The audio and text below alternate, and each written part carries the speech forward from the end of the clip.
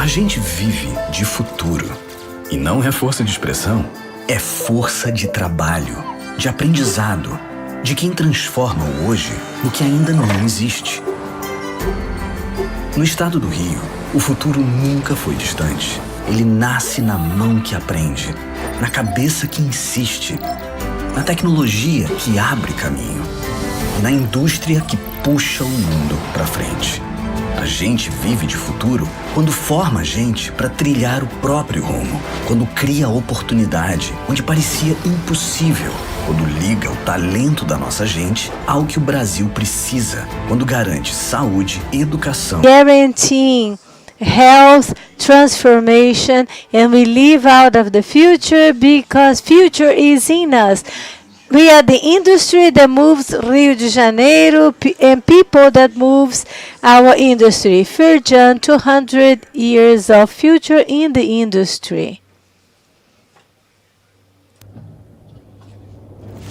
A indústria cria a bola, a indústria cria o drible, a indústria cria a história na memória como um filme. A indústria cria o palco, a indústria cria o show, a indústria cria a garra, cria o grito, grita como. A indústria cria tudo, cria sempre algo mais. Cria sonhos, cria coisas que só o Brasil faz. Vem que a indústria é mais, vem que é mais Brasil. Vem olhar pra indústria como você nunca viu.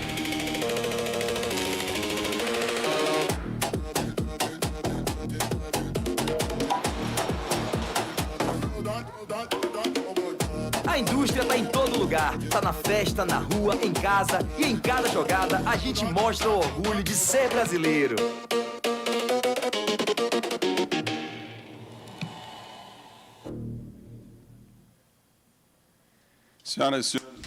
Ladies and gentlemen, good afternoon. You are all welcome to our event, Leadership in Companies for the Future of the Climate Business Leadership for the Future of Climate from CNI with the support of the Industry Confederation, Fission, Global Citizens, Nation Facility, Sustainable Investments, and the Institute Amazon Plus.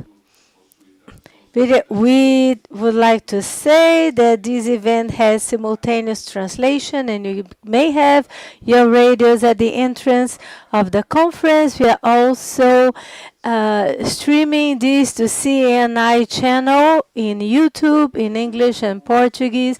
This event has as its objective to consolidate the initiatives from CNI as in the cycle of conferences and reinforce the role of this sector as an agent of advocating the interests of the global climate agenda, besides having the strategic actors like Sustainable SB COP for the next 3-year cycle. To open this event, we would like to invite to the floor, to the table, the president of the Confederations of the Industry and the Institute Amazonia Plus 21, president of the Industry Federation from Rondônia, Marcelo Tomé. A business council from SB COP as well. And the director of SESI Rio, the regional director Alexandre dos Reis. The Director of Institutional Relations of CNI, Roberto Muniz. And the Chair of Sustainable Business COP, SB COP, Ricardo Mussa.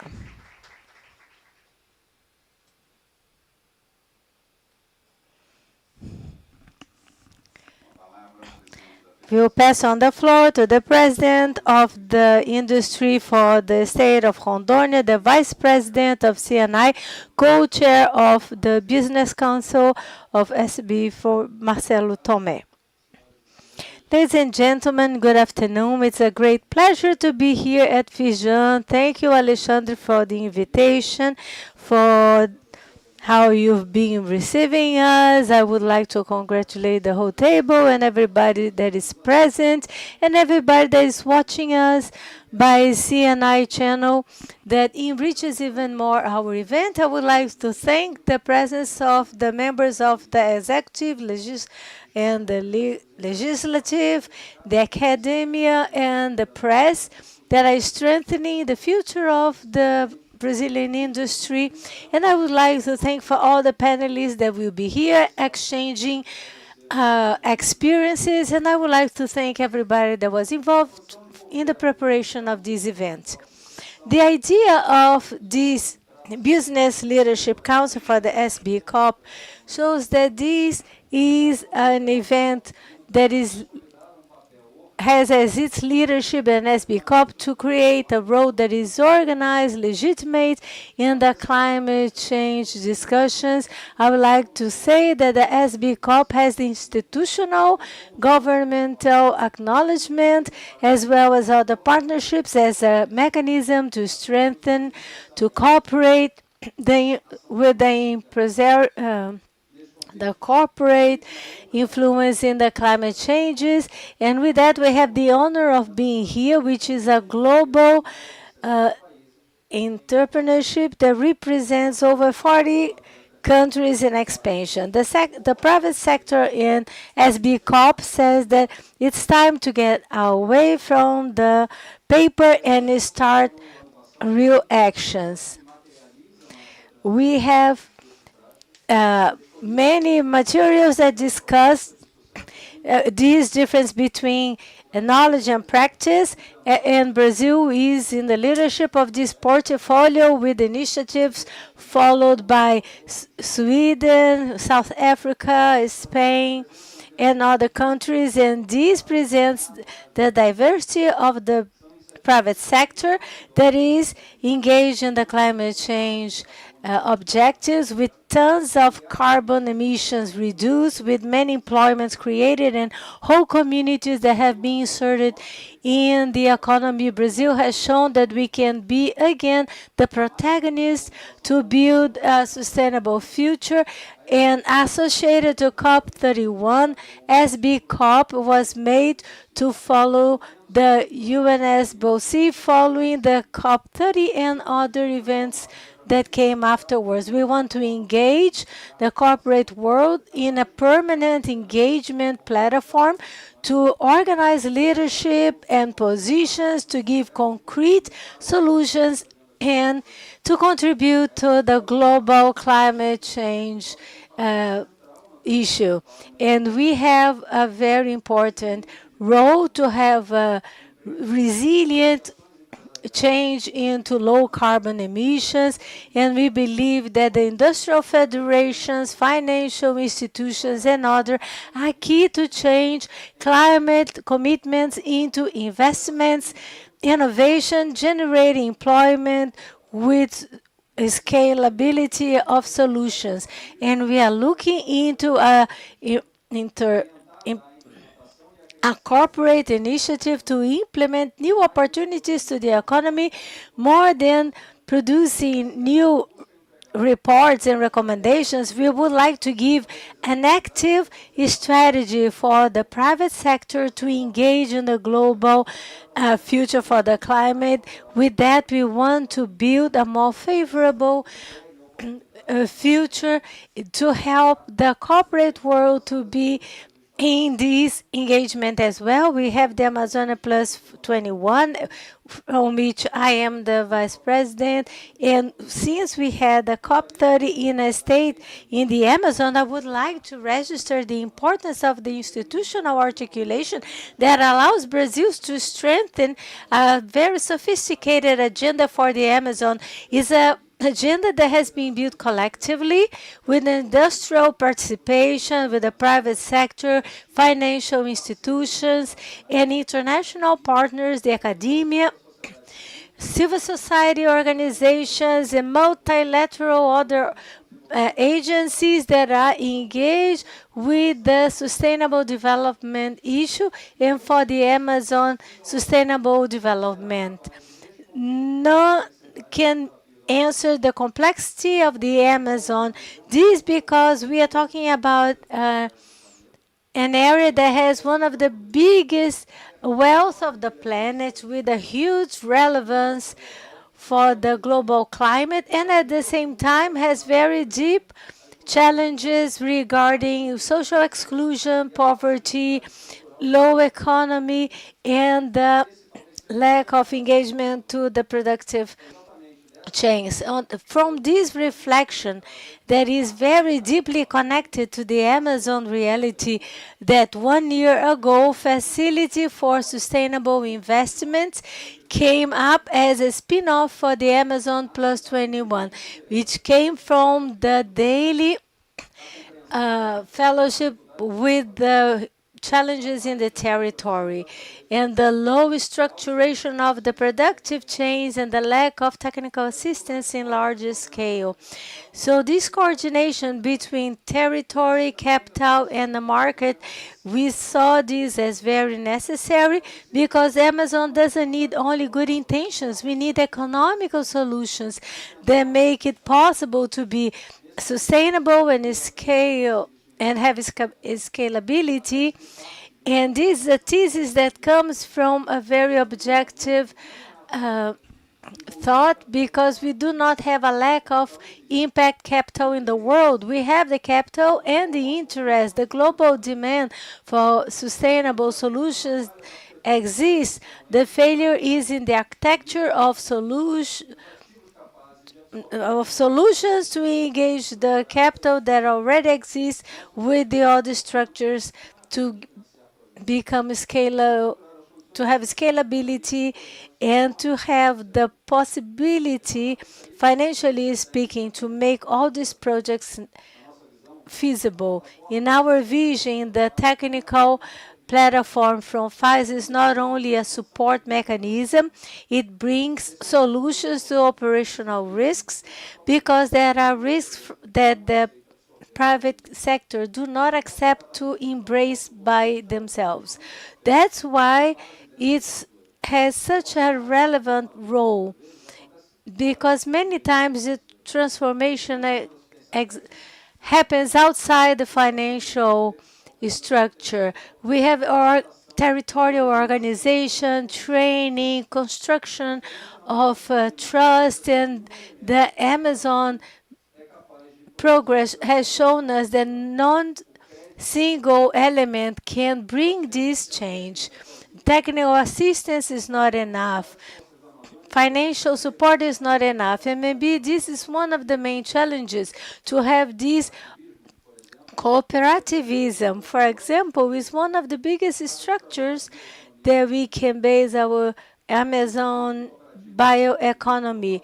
But we know that only this is not enough. What generates real transformations is coordination among all the organizations. We do not have a lack of power, but a lack of coordination. That's why we say that the catalyst capital should be used before to organize these bases, the chains, to reduce the asymmetries of organizations, to create history, create models, and generate trust. Only after that, the financial instruments can operate in a sustainable way.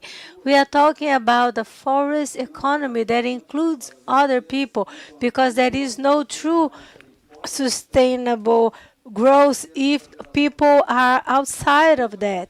That's why we believe that the Amazon future will depend more and more in the ability of integrating governance, economical development, sustainable industrialization, and the capital coordination. And this requires a collective vision, alliances, institutional coordinations, and we have different actors and sectors, and no one organization can do this by themselves. Neither the government, neither the philanthropy, neither the civil society, but together we can build something very powerful, an inclusive Amazon, a prosperous one. And I would like to greet you all once again on behalf of CNI and our president, and I wish you a great success in this meeting. Thank you. Obrigado, presidente Marcelo. Ouviremos agora o diretor. Thank you, President Marcelo. We will listen Roberto Muniz, the President of CNI. Todos e todas, saudar aqui ao nosso. So good afternoon, everyone. Thanks the Vice President Marcelo Tomé coordinating the work here, our chair of SBCOP. I would like to greet and say once again that it's a pleasure to be here with you once again, and with you and Marcelo in this journey, and also Alexandre Rey, the Superintendent of SESI Rio, Regional Director of Senai, and please send my greetings to our President Caetano, and thanks for welcoming us here. I would like to greet Davi Bontempo on behalf of every employee of CNI, and I'd like to say that after Marcelo, I couldn't have a speech. I just have to tease you. And I was on my flight coming here thinking of this moment we are living, this moment of transitions. And then two things came to my mind, two important points. Well, good seas don't train good marines, and we need to navigate, but not to live. So what do we do? Well, what is needed is necessary. And what if it's needed, but not precise, but also necessary? And I said that because COP30 was a need, but it was not precise. It came from a mistrust. The world was believing that Brazil wouldn't be handle the COP well, and it would be because the COP would be in the Amazon, where it should have always been. So it comes from the need, but there was no precision on that. And then you and President Alex were very objective in defending COP to be there. And COP happened. COP was a success and led an important legacy, that is the COP of implementation. And the implementation matches directly with the greatest legacy of COP for SBCOP, coordinated by Ricardo Mussa. There was an effective need of us in the industry to deal with this topic at another level. And SBCOP became this platform, and here I'd like to thank all the companies that were with us in this journey, and that in fact were financially supporting us so that we could be here today dreaming on participating even more, and say that it is important to say that Brazil reassured his commitment to the climate agenda. It is very important to the country that has so many possibilities for the future. But I'll bring a point of reflection here. Well, as of this year, with the coordinator of Musa and Marcelo, we'll start getting traveling the world and talking to the world. Us Brazilian businessmen will coordinate and will hear from others what they understand about this new moment we are living. And I think SBCOP is more than a platform or a collegiate. It is much more than a business collective. It is, in fact, a think tank. It has the power of adding completely different points of view that can be adjusted via permanent negotiations. So my question to you is the following. The transition from a fossil-based economy to renewable energies is necessary. It is necessary, right? And Brazil reassured that in this need of participating in this climate agenda. But when we look at the world, is it possible that this energy transition that was negotiated in the past and started with the Kyoto Protocol and then had the Paris Agreement, is it possible that the world looks at the energy transition the same way? I'm asking that, Marcelo, so that we can tease and understand what is the state of the art of the energy transition. What has changed from there on? Our convictions haven't changed. We are not negationists, but the world advanced to completely different agendas. Something strong happened to the world. There was no decrease in the use of fossil fuels. And more than that, we are now having wars in the world again, fighting for the fossil fuels and this kind of economy. So this paradigm is there again. It is, again, something we need to understand in terms of challenge. We need to understand this new moment. And SBCOP has this power of making us reflect on the role of Brazil at this moment now. Because what is the country that will present to the world? When we talk about critical minerals, and we were talking, Musa, we once again have the possibility of being a powerful country because we have potential for that. But are we ready to go on? We have 20% of biodiversity, 12% of water, 58% of forest coverage, and we made some choices. We are the second greatest producer of biofuels. We have the electric matrix that is the most renewable in the world. So come close to us.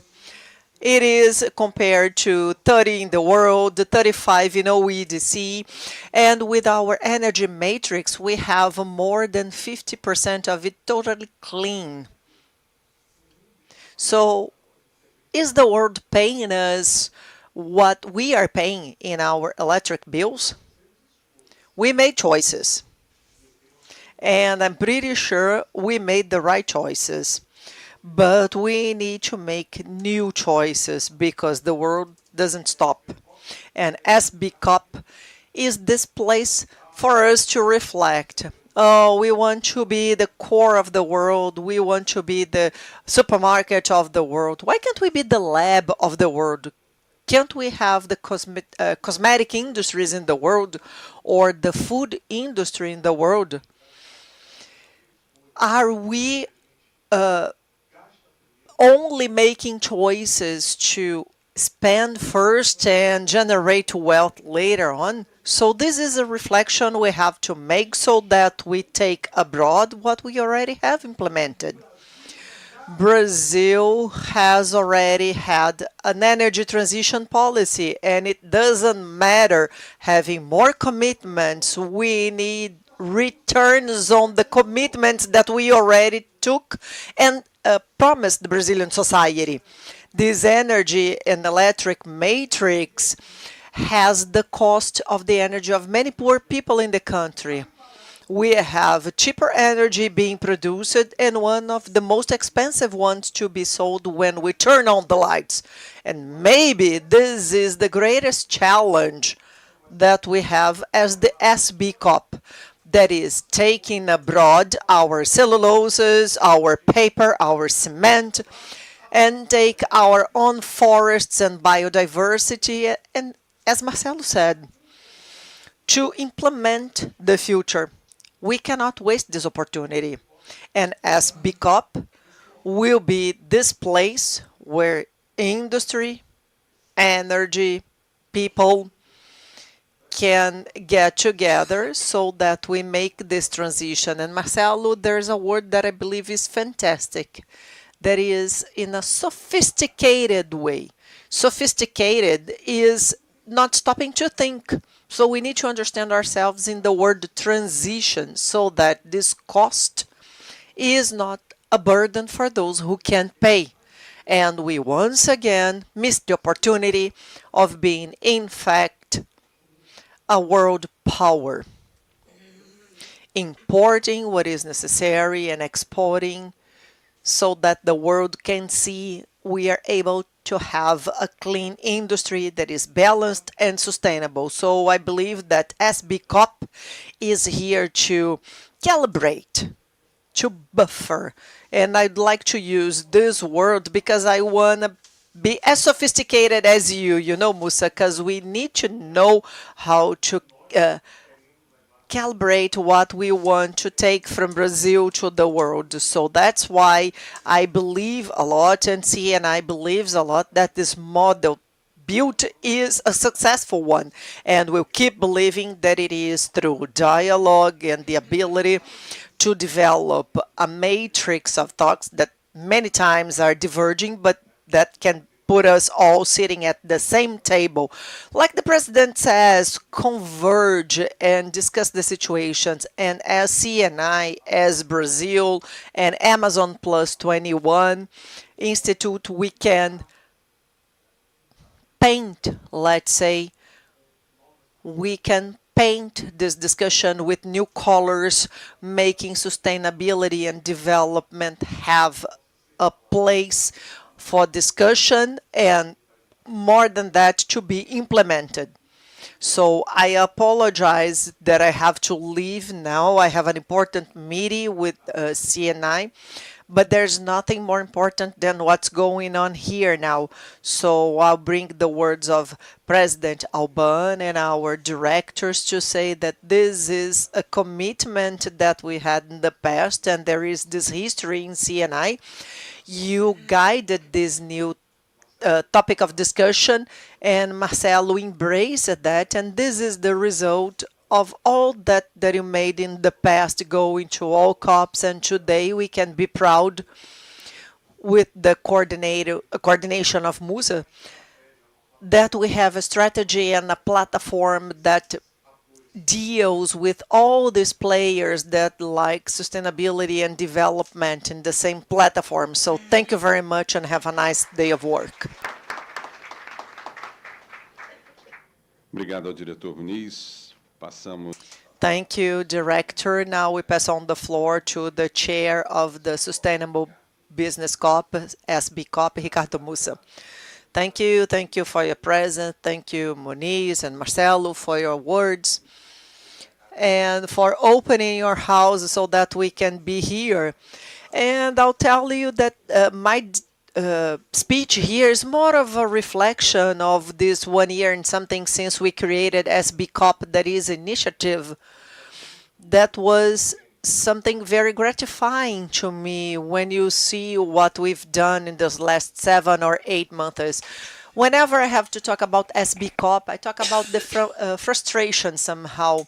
I talk about the frustration that I felt last year when this process was getting to the end, because what I saw there, and I think it's interesting to share with you, is that I understood this creation as gathering CNIs all over the world, because the power of it is incredible. So to me, this is an important point of reflection, because with a CNI, we could do something that is putting on the same table more than 60 countries represented by the confederations of industry and trade. And it's not a little. When you see the power of CNIs in helping discussions, we have a big power. So my frustration when I look back is that maybe we could have done more. I always feel that I am in such a privileged position in being in a situation where we have branches of implementation in the countries in a very powerful way. If you know CNI in Brazil, you know how we can articulate in Brasilia, or how we can spread information in the states, in the industries, and articulate all that. If you get the work of CNI in Brazil, it's incredible. So imagine it multiplied by 60, because we have CNI in Europe, Australia, Turkey, China. All these people organized in a unique way. So to me, it is very nice to see the vehicle that happened. So what is an initiative for COP30 is now a permanent initiative that will work during the years. Then I'll talk more about CNI and explain more the details of what we are doing. But my feeling is that we can do more. We can do much more. And we started interacting now with people in Turkey and Australia, and we clearly see the legacy of Brazil, that is implementation, because there they only talk about implementation. They always say, let's implement, implement, implement, let's not talk anymore. And I think it was a wonderful work that we've had in Brazil with Ana Mondan and André to have this COP in Brazil, that is the COP of implementation. And the private sector has an important role when we talk about implementation. So we need to organize more and more to help implementation, because we are in a geopolitical situation that is quite difficult, but we have a good platform for that. If you are watching us via YouTube, or if you are here in the auditorium, if you come from the press, I think it is one of the best platforms to coordinate the world private sector and make a difference and help the implementation of the highly difficult discussions that are the climate discussions. I didn't believe it would be so difficult. When I went to the first meeting in Germany, I said, well, it's not gonna work. It's quite complex to discuss climate. We have many countries. We have a huge geopolitical situation behind it, but we need to coordinate better the discussion and influence as possible. And this platform was made last year, has a great merit because it's done. Is still in the leadership of MCOP. We want to have 100 countries represented and to be more representative in a more practical way. So if you can stay here to listen to our speech, how we can implement things better to make a difference, because we don't want to come here next year and be frustrated. The platform now is done. CNG has a key role in this process. We were able to create these with entities from all over the world, and we have a format that is known by many consultancy. We have Iran here and people from Systemic. They are giving us the support to give a more practical delivery. So I believe we can expect to have a more effective delivery of the work that has been very well implemented last year and make a difference. I wish I could be here next year to say what we did different, more practical, how we were able to influence and all. But let's make the most of today to talk about infrastructure. Here, Andrea talked a little bit about the challenges for COP31, and I hope it will be a very fruitful journey. And there is another practical thing that we are doing in this SB COP, which is to launch the SB COP fund with the structure that Marcelo has got together in the facility. So we are disclosing today that we are creating the fund together with facility. Our objective is to give this in the next few months, and we will explain what does it mean, what is this fund together with the facility that is being measured by people from Marcelo. So have a great day. Thank you, Musa, for your participation. Now we'll listen the Superintendent of César Rio, Alexandre dos Reis. Good afternoon, ladies and gentlemen. To be the last one to speak after all these speeches is not so easy, but I will try. On behalf of my president, Luis Cesar Caetano, representing our whole structure that is very integrated, I would like to welcome Denise just left, but I would like to say hi to all our friends. And Marcelo, Denise, we have a lot of work ahead of us, Marcelo. And with the experience from the state, I hope that we don't have anything that can go wrong as it happened before. And this is a big challenge. So corporate leadership, thank you for all of you being here. This is an initiative that represents the strength of the global representation in all kinds of different challenges as well as opportunities. I believe that we need to talk more about those. As I was mentioning to Marcelo, how come in a group of 60 countries with energy characteristics very different, to discuss with maturity about this topic, everybody in the same platform. It's quite a challenge, but it's a very important work. So, to build a low carbon economy that is resilient, inclusive, and economically sustainable is the big challenge. We believe that there is no environment protection without sustainable work, and there is no sustainability without innovation, research, education, with quality generating opportunities. At this point, CNI and the SES International, National, Fusion, and all the national SESs are focusing to be to act integrated as we have Fusion, EL, and Senai with the same strategic vision. And more recently, I'm also at EL and I see some difficulties from the private sector regarding this topic. And Fusion works as a bridge between the public governance and the society and the private sector for the sustainable development. The state has a very high production of fossil fuels that has gone through different challenges throughout the time, but with a very interesting learning curve. We've been having a lot of agreements with the Amazon states to decrease the size of this learning curve and work together with the federations with these states. And SESI is building a safer, more inclusive society, giving a well-being for the worker and bringing responsibility for the different companies as far as the social work, which is key for us. And SENAI is preparing professionals and companies for the challenges of the new green economy through innovations and technology and research and development. And all this has to do with the need of accelerating more productive models that are more competitive. More and more our industry are suffering, and we have this pressure to have more productive models that are greener. And together with all these contributions to the companies and the state and public policies, we have the biggest private institute chain for innovations in Latin America, the Senai Innovation Institutes with over 27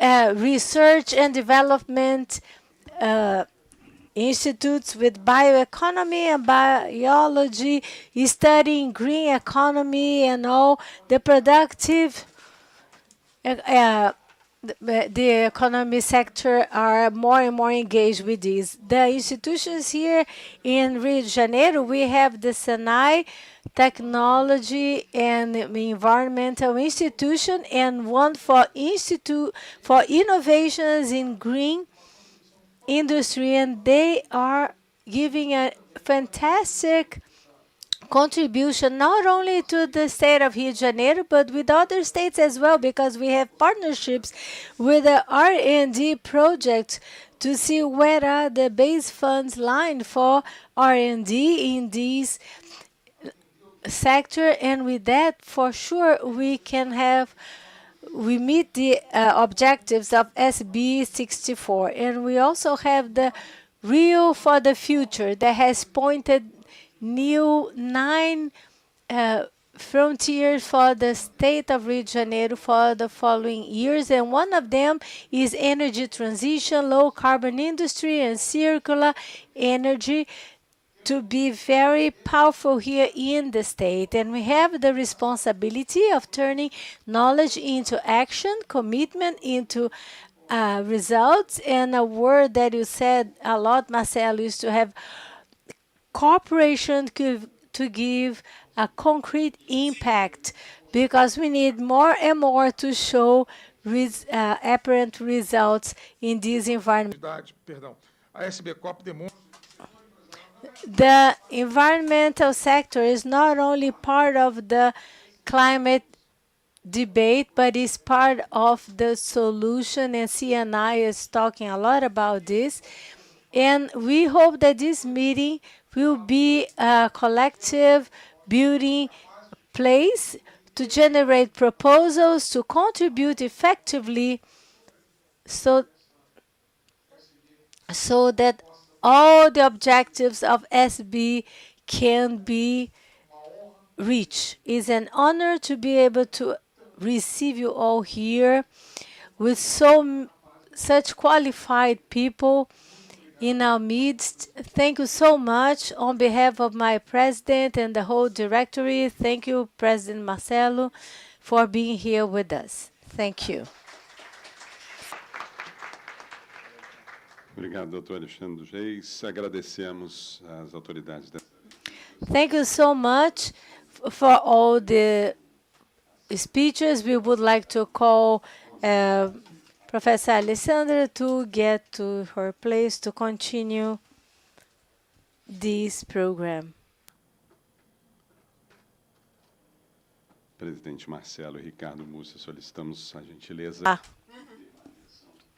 We would like to ask the others to continue on the table. Faremos agora a assinatura. Now we'll sign the memo of agreement between SB Copy, Instituto Natureza and Clima Brasil, and CIB. We would like to invite the founder of Global Citizen, Michael Sheldon, and the president of the institute here, Rodrigo Medeiros.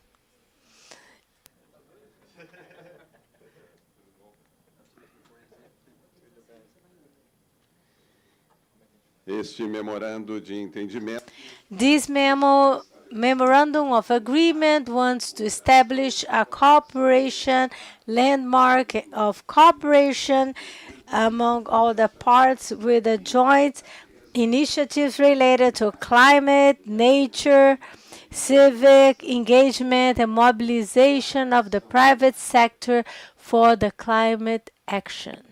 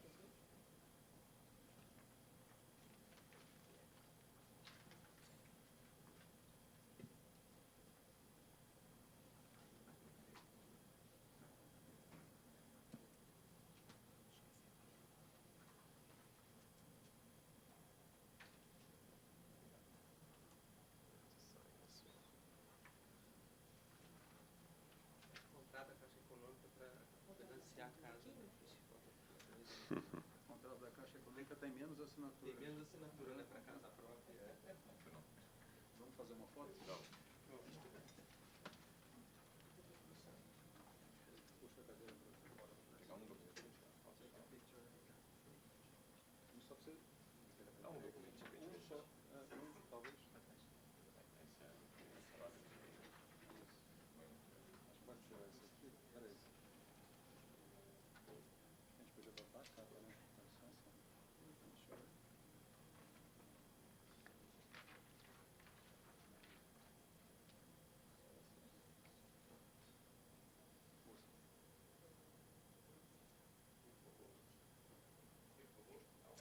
Oficial ali.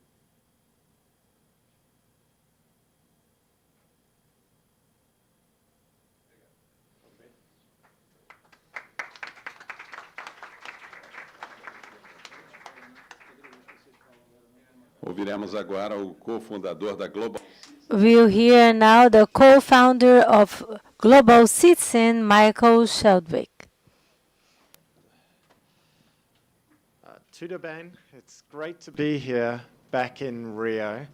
Global Citizen is excited and, apologies, eu não falo português. Não falou português.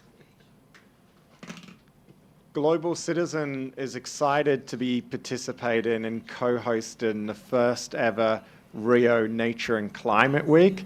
And we're really excited that this week will culminate in Global Citizen Live this Saturday at Botafogo Bay, where more than 10,000 people will gather with Brazil's very own Lucamila, together with Wycliffe Jean and Miss Lauren Hill, to kick off the 30th anniversary of the school. This is no ordinary concert or music event. This is a movement. It's a movement of people to end extreme poverty and address climate change, the biggest challenges of our time.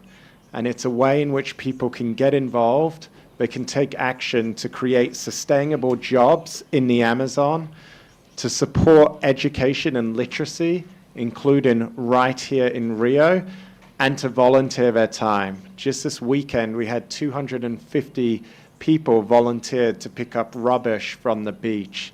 Now, of course, we have tickets available as rewards for all of those who take action. Will be able to earn tickets to this incredible event, but we also have other rewards, signed merchandise as well.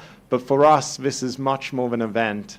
It's about a movement, and we're thrilled to be kickstarting that here in Rio, the city of Rio, the home of the Earth Summit, for the first ever Rio Nature and Climate Week. And so we hope you're all joining us. I will say this is an early show. Gates open at 2 for a kickoff at 5 p.m. with Lucamila performing. So encourage everyone to get there early because this is an event you don't want to miss out on. Obrigado. Michael, com a palavra agora o presidente. Now I pass on the floor to the president of Instituto Natureza e Clima Brasil, Rodrigo Medeiros. Good afternoon, everyone. It's a pleasure to be here signing this MOU with you. I'd like to make the opportunity to tell a little bit of how we got to this idea, this crazy idea of this show of Ludmilla on the beach and how everything get together. But the fact is that almost 2 years ago, we were a group of people that started thinking, and even Minister Maria was in this group that started thinking what to do to solve what happened in this government and to keep this good leadership that we have in the Global South, to foster somehow the climate agenda that the world needs so much to solve or find the practical solutions for the climate crisis and biodiversity and development. And obviously, we were dealing with this leadership with the G20, BRICS, COP30, and the copy of the migration species. And what comes next?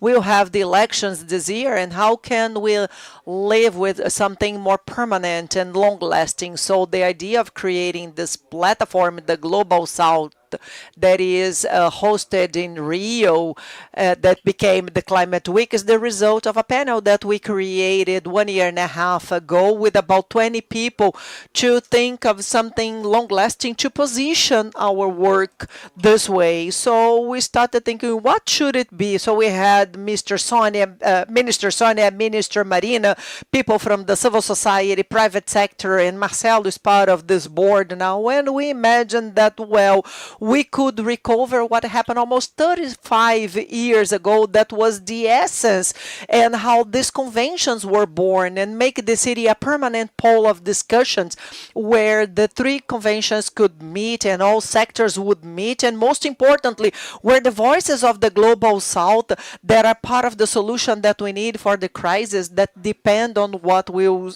do here. It is on our hands more than we imagine, and obviously make use of this leadership process with this process of Antonio as a CEO and ambassador during COP30, and as Musa said, remarkable, as my friend would say. because in fact we cannot miss this opportunity. So this is the first edition of the Rio Week, and this is the first event that we are in fact carrying out among the most of almost 30 events that we'll have in partnership with many organizations during this week, expressing this idea. And I think it shows a little of what we'll have next year to celebrate the 35 years of Rio 22 and the first convention in this Rio. I am here under the umbrella of Natureza and Clima Institute. That was an institutionality created by this group of people, and it's an organization of the civil society that's volunteer, philanthropic. I still work at the Rio Wired. I have nothing gained by that. It's totally philanthropic, because if it is the movement of the Global South and our movement, we need a Brazilian organization to lead and to have the creatorship of this. So we have the Rio Climate Week now with more than 20 organizations from Brazil and abroad supporting, and local organizations and societies, more organizations and big organizations like CNI and the Amazon Institute, to give an idea of how this movement has grown. And the mission today, and this is my first mandate, invited by colleagues, is to be the basis and the platform to use. So the question is how to bring more sectors and more people so that Rio would show once again to the world what we need to do and how to do.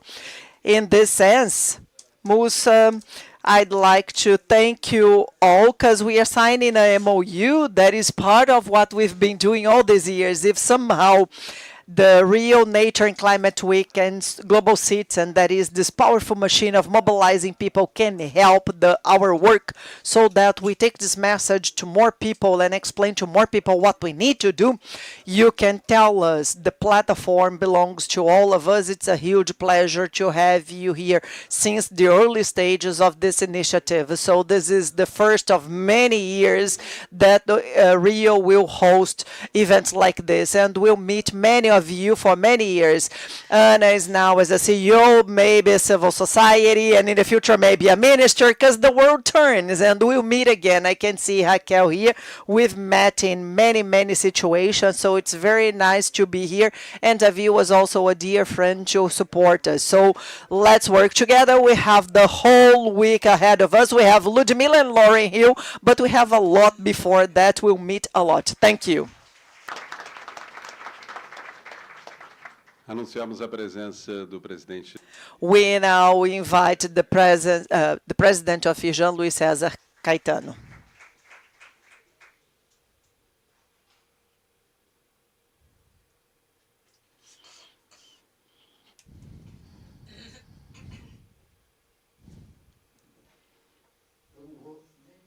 I won't even sit. I will be here just to welcome all of you. I transferred all my presidency to President Marcelo here. We'll be together next year. No, this is a whole other conversation. But I would like to say the importance of this discussion. We are hosting you here with all the infrastructure so that you can direct this discussion in a good way to discuss all the post-COP30. And I think Marcelo and Musa as well are the great captains to this work, and you are very much welcome. You are part of this journey. I thank you all for your presence. Congratulations, Rodrigo, Michelle, Marcelo, and Musa. I'd like to say that on Thursday we'll be on the Global Citizen. I'm sorry for not being here, okay? Just to greet you.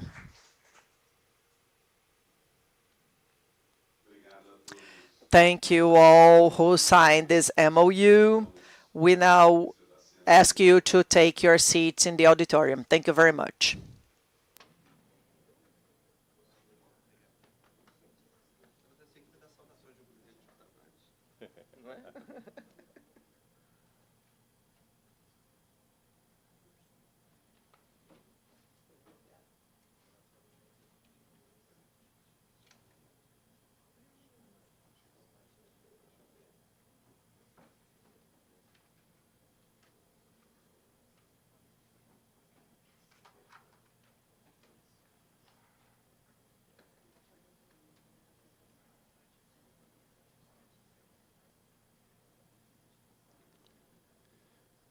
Muito bem, damos.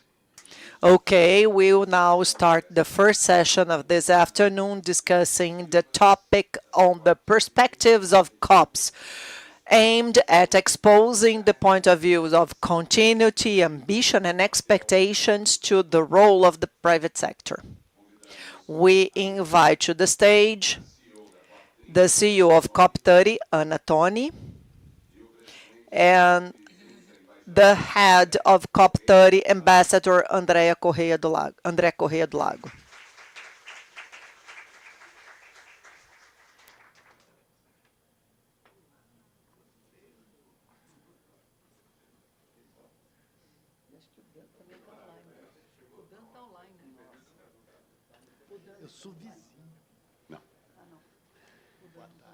Com a palavra. Now I pass on the floor to the CEO of COP30, Ana Toni. Good afternoon, ladies and gentlemen. Just a few seconds for André to breathe here.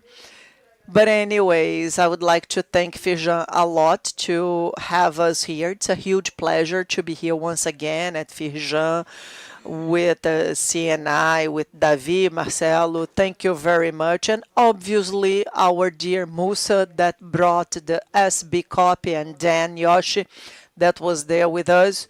And during all the time of thinking COP30, we thought of what COP30 would do in all aspects. And I think that it was this collective mood that gathered COP30 and the private sector, and that was led by CNI and SB COP and our climate champion that had the mandatory role to make everything that we made, in fact. And you mentioned that. Because COP30 now he has this image and this legacy, and I guess a lot of people understand that with COP30 we started a new decade and a decade of implementation. Musa mentioned that the Turkish people and the Australians are with this mood of implementation, which is very, very nice. They kept the same structure of the action agenda that the presidency of COP30, along with Damioshi and with the climate champion and all the group of agenda of action made in the 6 axes, the so famous CGs that will be there for at least the next 5 years, and put the private sector at a different position in the debate on what we need to do so that the climate agenda in the future and in the present happens. It's a moment of tension due to the geopolitics of the moment, and then this tension, and we've now had ministerial meetings in Germany and then in Denmark, and we imagine, André, that everybody would say, no, we cannot talk about the climate, no, that's not the moment. And even in the Fair Week that we had a specific meeting for oil gas, we believed that, but it was the opposite. We understood that the private sector understands this is an agenda that is not trendy. Unfortunately, the agenda is here to stay.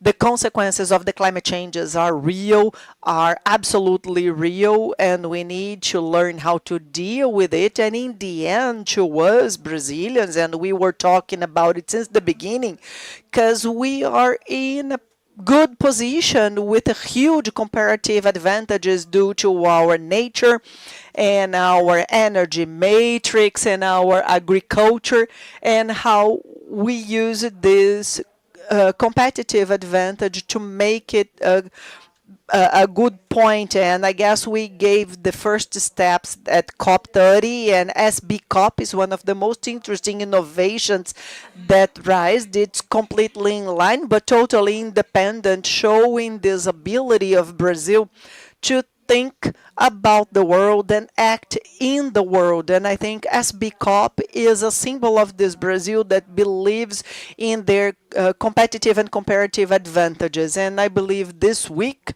and now greeting our colleagues from Global Citizen, having changed the real Nature and Climate Week into something that gathers nature and climate. This is quite innovative. I guess there is no other one in the world, and this is the first one, but I'm pretty sure it will also be trendy.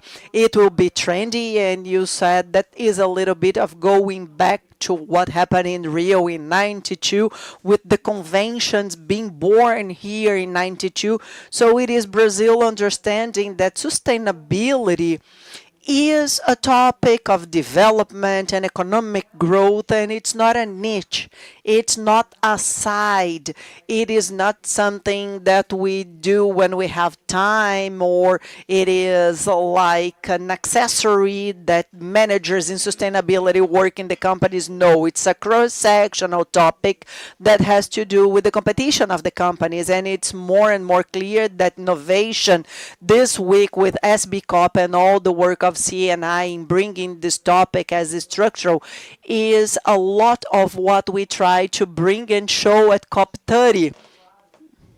I believe it was very clear to the whole world that Brazil is this place of innovation, but now it's time to implement things. Even for us Brazilians, we know that we have good ideas, but when it gets to the nitty-gritty of implementation, that's where we face a challenge. And I believe that we need to be able to implement everything that we've been talking about, be it in the agroforest, in the green industry, circular economy, carbon market. We've opened many fronts, and I believe now it's time, as it was mentioned before, that we need to show, especially on COP31, with our Turks and Australian friends, what many of you have promised on COP30, and to show what has happened from COP30 to COP31. It doesn't mean that we've reached all our goals, but we need to show concrete steps forward, continuing here in Brazil as a voice, even though COP30 might be done in November.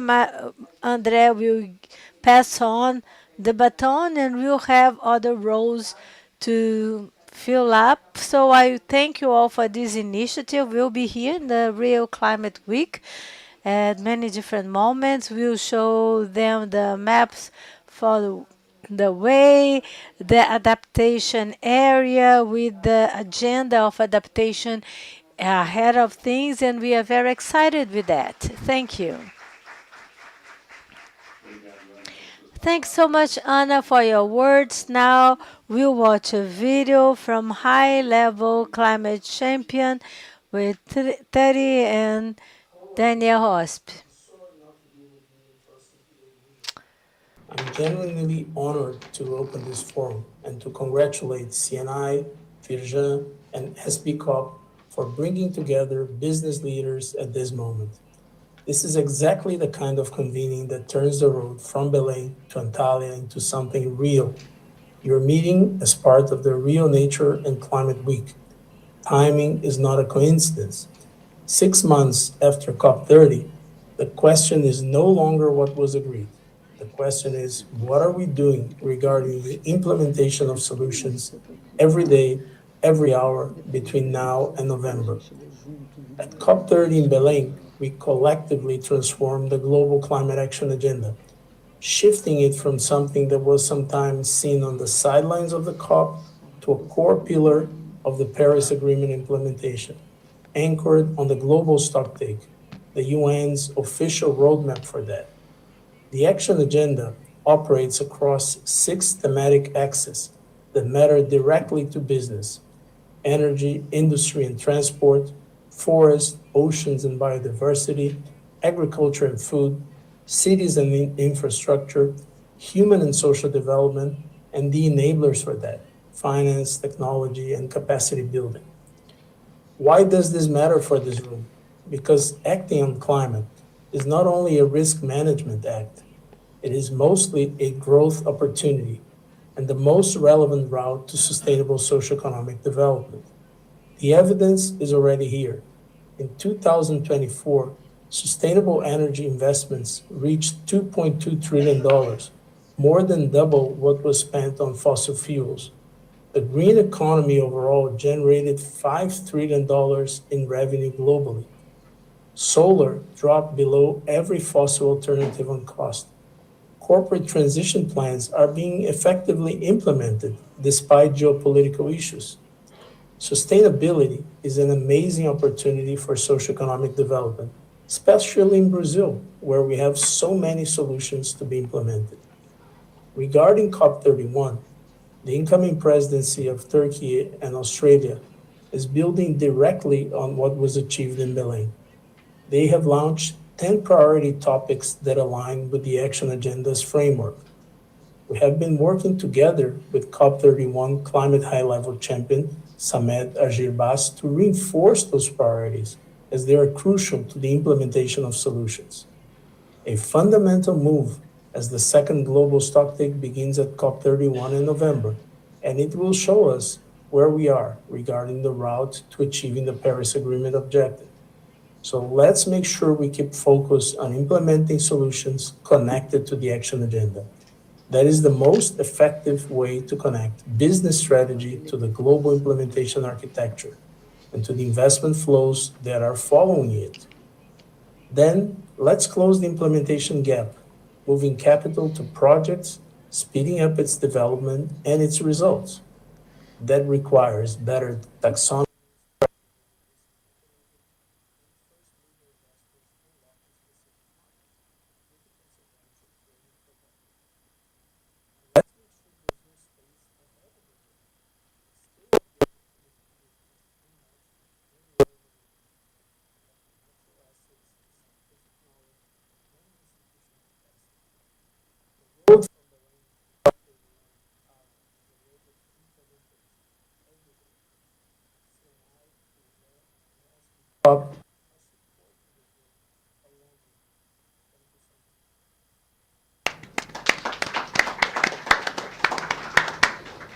Ouviremos agora o presidente da COP30, embaixador. We're listening now the president of COP31, André Correa do Lago. It's wonderful to be here with Ana and Dan. It's wonderful to be here with friends that has built together COP30. And as Ana mentioned before, in all the trips we've done, it's amazing to see how many people are acknowledging more and more that a new structure has been created, which is very favorable for the implementation of the solutions. So in your work today, I believe that you are bringing immediate fruit, but I would like to go back to the beginning when we prepared COP30 and we talked a lot about Bill and the whole group from Fijan.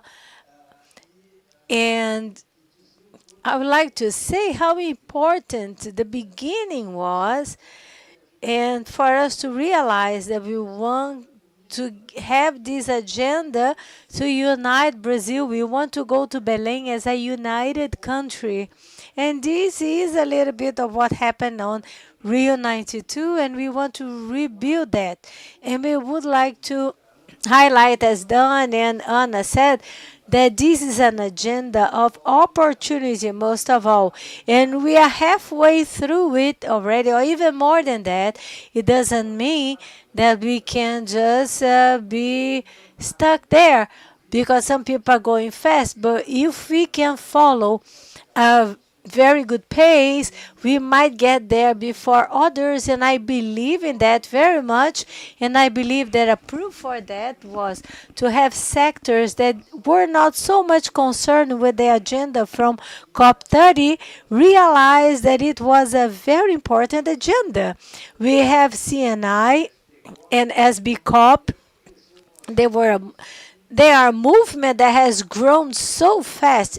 It's amazing. You get to India and people there have heard about SBCOP and in agriculture as well.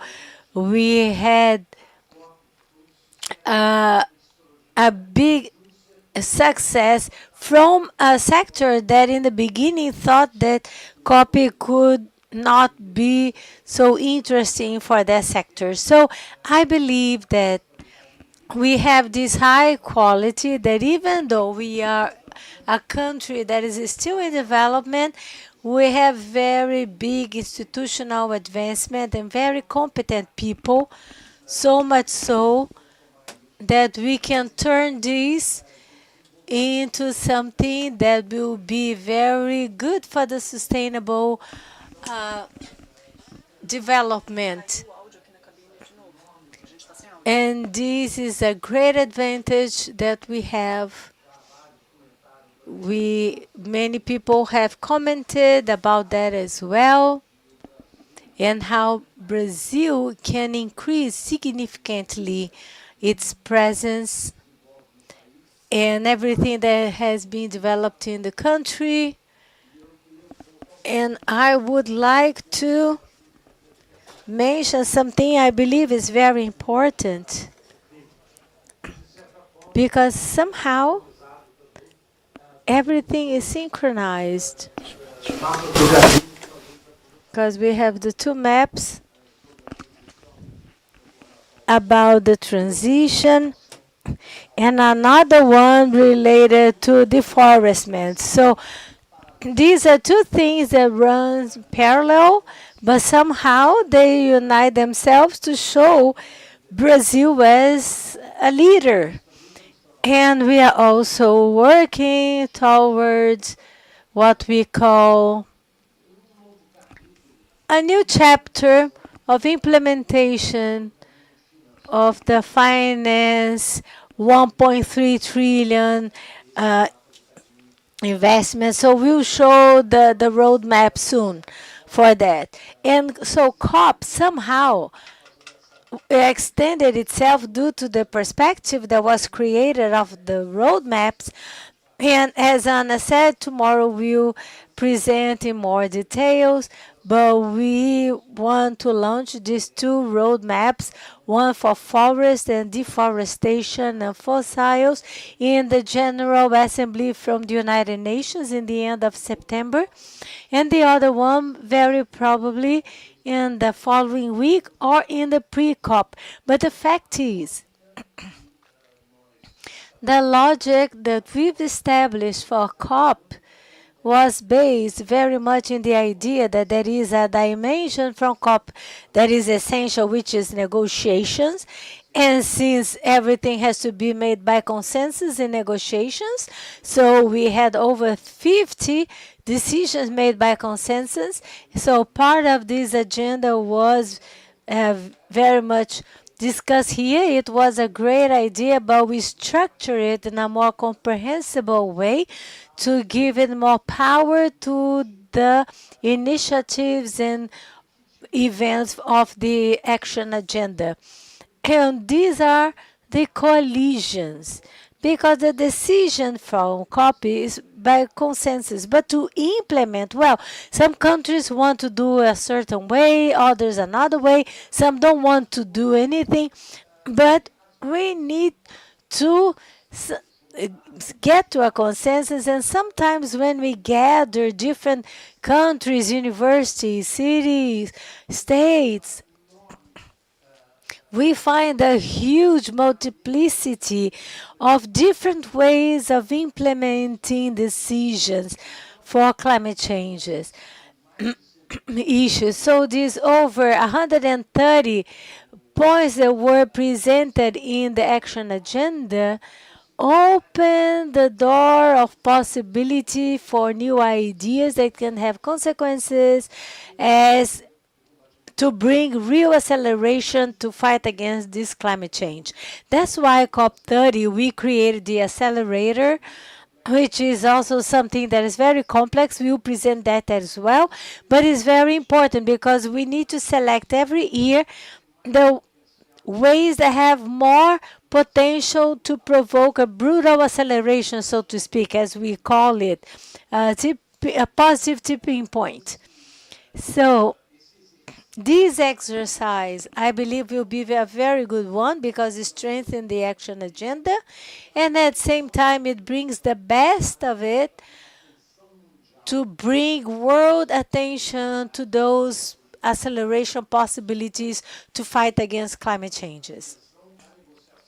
So the dimension of negotiations is still very important, but we have the whole basis already. We have hundreds of decisions that we need to implement now.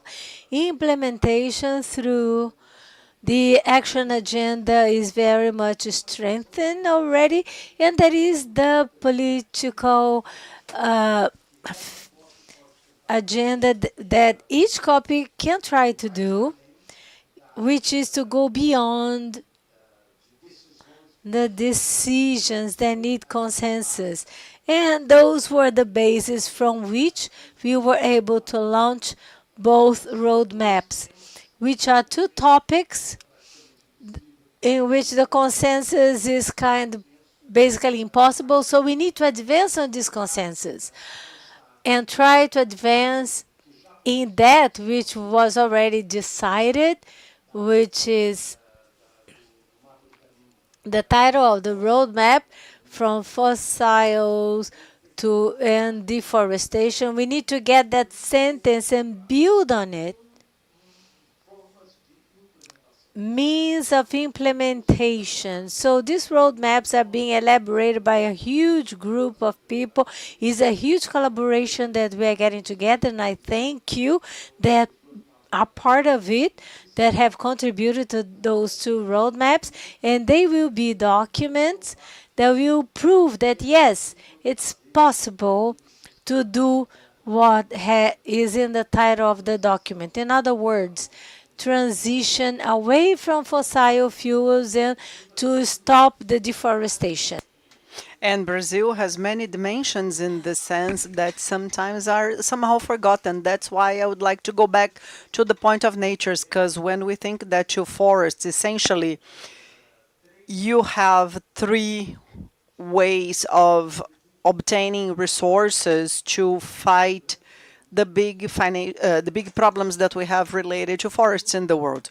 One is about the reduction of deforestation, and the formula came from Brazil more than 15 years ago. That is RED Plus, the origin of the Amazon Fund, and the forest reforestation, that is a formula that also was developed by Brazil by the MDL, that is the mechanism of clean development, developing the mechanisms and the logic of the carbon market for restoration. That is something that adds a lot. And these are ways, and this is a carbon market that I'm convinced need to be an extra category, because it's a carbon market that deals with something that is exceptional, that is capturing the carbon already emitted, that is different from the carbon market to the reduction of emissions. That is, the carbon market for reforestation should be even more appreciated and valued than the others. That is not the case, as everyone knows here, if you deal with that. And the third dimension, they didn't have a mechanism, there was the forest preservation, now has this Brazilian proposal of the TFFF that is growing a lot, and we basically have $8 billion. That is what many people estimate as an amount that is quite close to the one to launch this mechanism. And once again, it's a Brazilian idea coming from the MMA and the Ministry of Treasury altogether. Therefore, in forests, the three pathways to obtaining financial resources come from Brazilian ideas. And it has an important acknowledgement, because there is a huge demand from the countries involved, and in fact they never found the formulas that would catch and be catchy, and these three will be quite significant, I believe. So these maps are quite an intense exercise, quite stimulating, but also very challenging, because we are trying to reduce that in size, because if we write 800 pages, nobody will ever read. So we are trying to develop two objective documents. And I'm really happy to be here in Rio, promoting Rio as a city that became the symbol of this agenda due to Rio 92. and this continuation, and Brazil, due to the amount of solutions, as our Dan was saying, because Brazil is the origin of solutions like the financial solutions for forests. So we are very thrilled, and the presidency is going to be over on November 9th when I pass it on to the Turkish, and during this period, we'll be able to speed up not only the strengthening of the structure created in COP30, that I believe is quite ensured, and Dan and Anna are negotiating quite well with Turkey and Australia. So this legacy is really strong in the agenda of actions and the negotiations, mainly with the speeding up and the mission 1.5, that is another result of COP30 that also demands negotiation between COP30 and 31. And as Anna said, has a legacy in adaptation that is also quite strong, because COP30 could approve a series of progressions in adaptation that in fact got adaptation quite closer to mitigation. So I'm very happy that we can keep up working on that, and this idea that it's trendy, I particularly like a lot, because we feel that with the amount of contributions that we keep receiving in the preparation to the event. So thank you. Thank you, Ambassador, and now I'll invite you and Ana Toni to take your seats in the auditorium. Thank you very much. Somente aviso que foi encontrado. Just one point, a brown bag was found at the lunch place. It is with the organization. If you lost your bag, talk to the organization afterwards.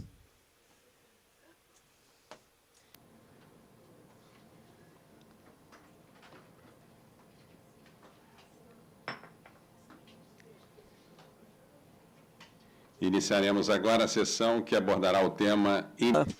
Now we'll talk about the CNI initiatives within the scope of COP31 to present CNI actions for COP31 as mechanisms of mobilization of the private sector in the cycle of conferences.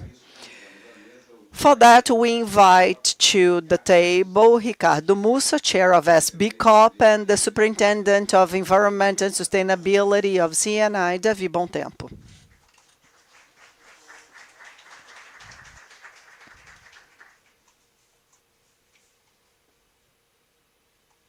Davi, a palavra é sua.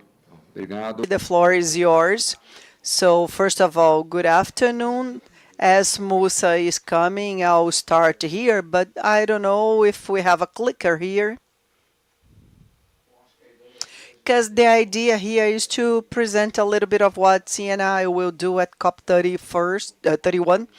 And people always ask when we'll start working, but we won't even wait for the other one to finish. We are working, structuring the next steps, the next organization in such a way we can select and gather and work with the consensus. And obviously we'll have different tiers when we talk about the themes of SBCOP and this connection with all the work of CNI. But the idea here is mainly to go through the role of CNI, because you all know that the Climate COP has an annual event with 190 countries more searching for consensus. And in this sense, we started working also at national level, always searching for the industrial sector and the companies so that we could do everything at our reach to generate an agenda of work and competition that could also bring sustainability in a joint way. So we are working in this agenda in a very concise way. We have a history of work, so CNI is participating at COP since Buenos Aires at COP COP10 in a more intensive way as of Glasgow after pandemic, but mainly take the protagonism and launching the initiatives at COP Dubai. So for the first time, CNI had the movement of the private sector in Dubai, where we created a space and we started discussing with some partners. And since then, we started strengthening all this work of articulation and influence along with the private sector. Baku was a little different, maybe due to the governmental model. We had an opportunity to know the green zone, a zone with a more flexible work, let's say, with many players in society. And in Belém, as it was mentioned, it's a COP of challenges, but it was in Belém that we consolidated the work of SBCOP. Back then, we launched that. Well, it was launched on March, and we could articulate with the chambers of commerce, as Musa mentioned. We worked with many organizations, and this work never stopped. So we are more and more demanded and instigated to produce and to strengthen this agenda of implementation. And that's why we are working with our bases to search for this volume of work with SBCOP. Well, here are some goals of CNI. We worked a lot on influence and articulation, advocacy, taking the competition agenda to the discussion. We also worked based on the cases and the exposure of corporations for commercial work. We are still improving that because there's a difficulty in understanding that that people can make business, and this is what we are testing at COP so that we can improve more and more, and also with an agenda of exposure of cases and articulation at international level that Musa will talk later on. Here we have some images of the work carried out there. So this developed topics like aviation fuels and critical minerals, and agendas like the data centers or like the bioeconomy, biodiversity, circular economy. So quite a diverse work that always converged to this low carbon agenda. We've also had some opportunities in bringing some relevant players. To me, this is the picture for all COPs, and it translates a lot. It shows all the effort and the concerns and the work carried out, and it expresses a lot of moments that we had in Belém. And we had also the opportunity of experiencing and seeing a lot, but it's quite a strong picture showing all COPs. And here's some work we are developing for COP31. We have an estimate and a goal of working with 500 people presentially per day. So the idea is that we work on the basis, and also with SBCOP, we'll count on a more high-level participation.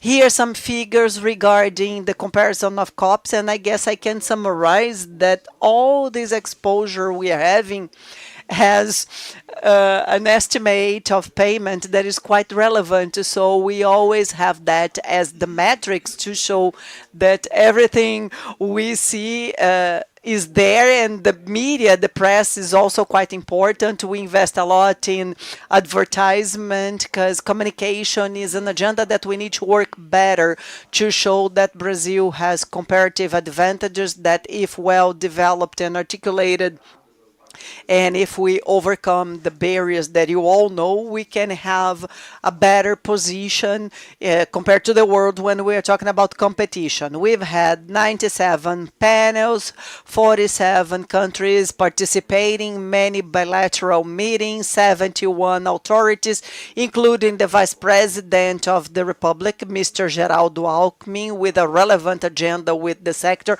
more than 104 organizations and 8,000 participants over our participation. Like the next steps, we are here with a more formal start where we formally communicate this trajectory and all the process that is to CNI, the organization and participation at the COP.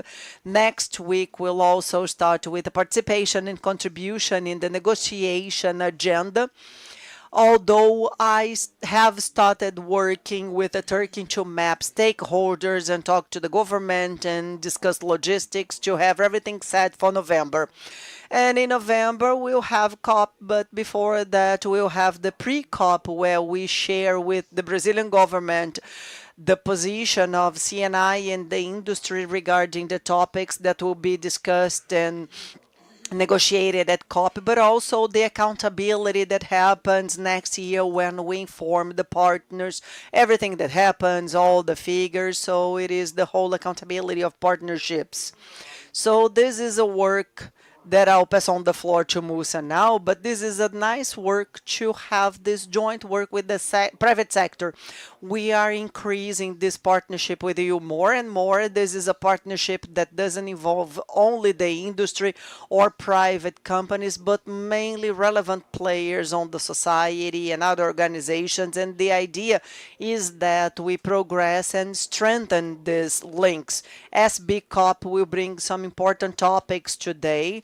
So basically, when we work in a more international and global way, we work with some topics that were mentioned here by Ana and Andrea.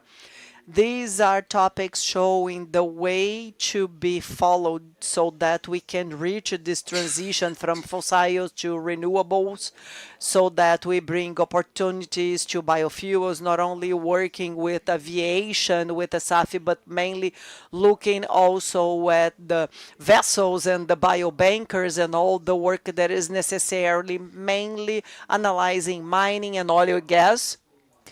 And we'll be working a whole agenda for articulation, looking into these opportunities in Brazil, financing, bringing opportunities as investments, and it was mentioned by Musa and Marcelo in the opening, discussing alternatives, because when we talk about carbon market, in terms of methodology of carbon counting, opportunities, international regulations as the adjustment of carbon in the borders, and working with an agenda that has a lot to do with our house here, which is professional training to prepare the workforce to be qualified to receive this new economy, to keep us from having a lack in engineering as we had in the past. So I'll pass on the floor to Musa, and I thank you for the opportunity of being here. Thank you, Davi.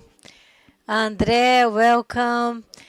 Thank you so much for being here. I would like to talk a little bit about the history of SB COP and mention how we see the future and what we think we are getting to. So the first point, let me go back.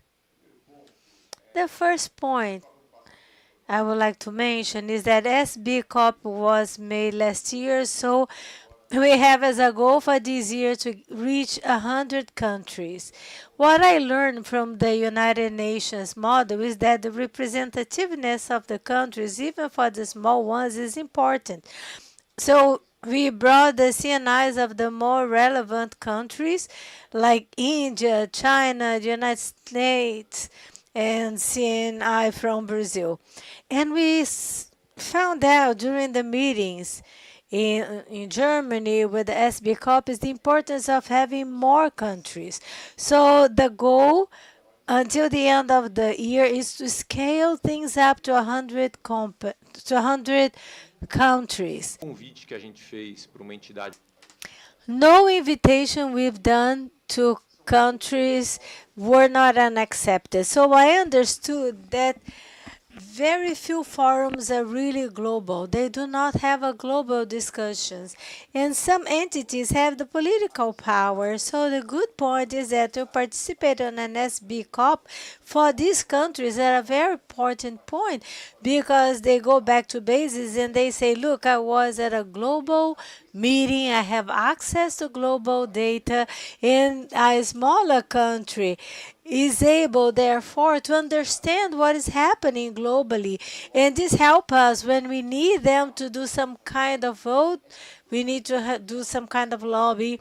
So you see that this structure here will keep on growing, and we want to have a very close relationship with them, eh, much closer than we have so far. What do I mean? Well, last year we had 8 topics that we worked on in the SB COP.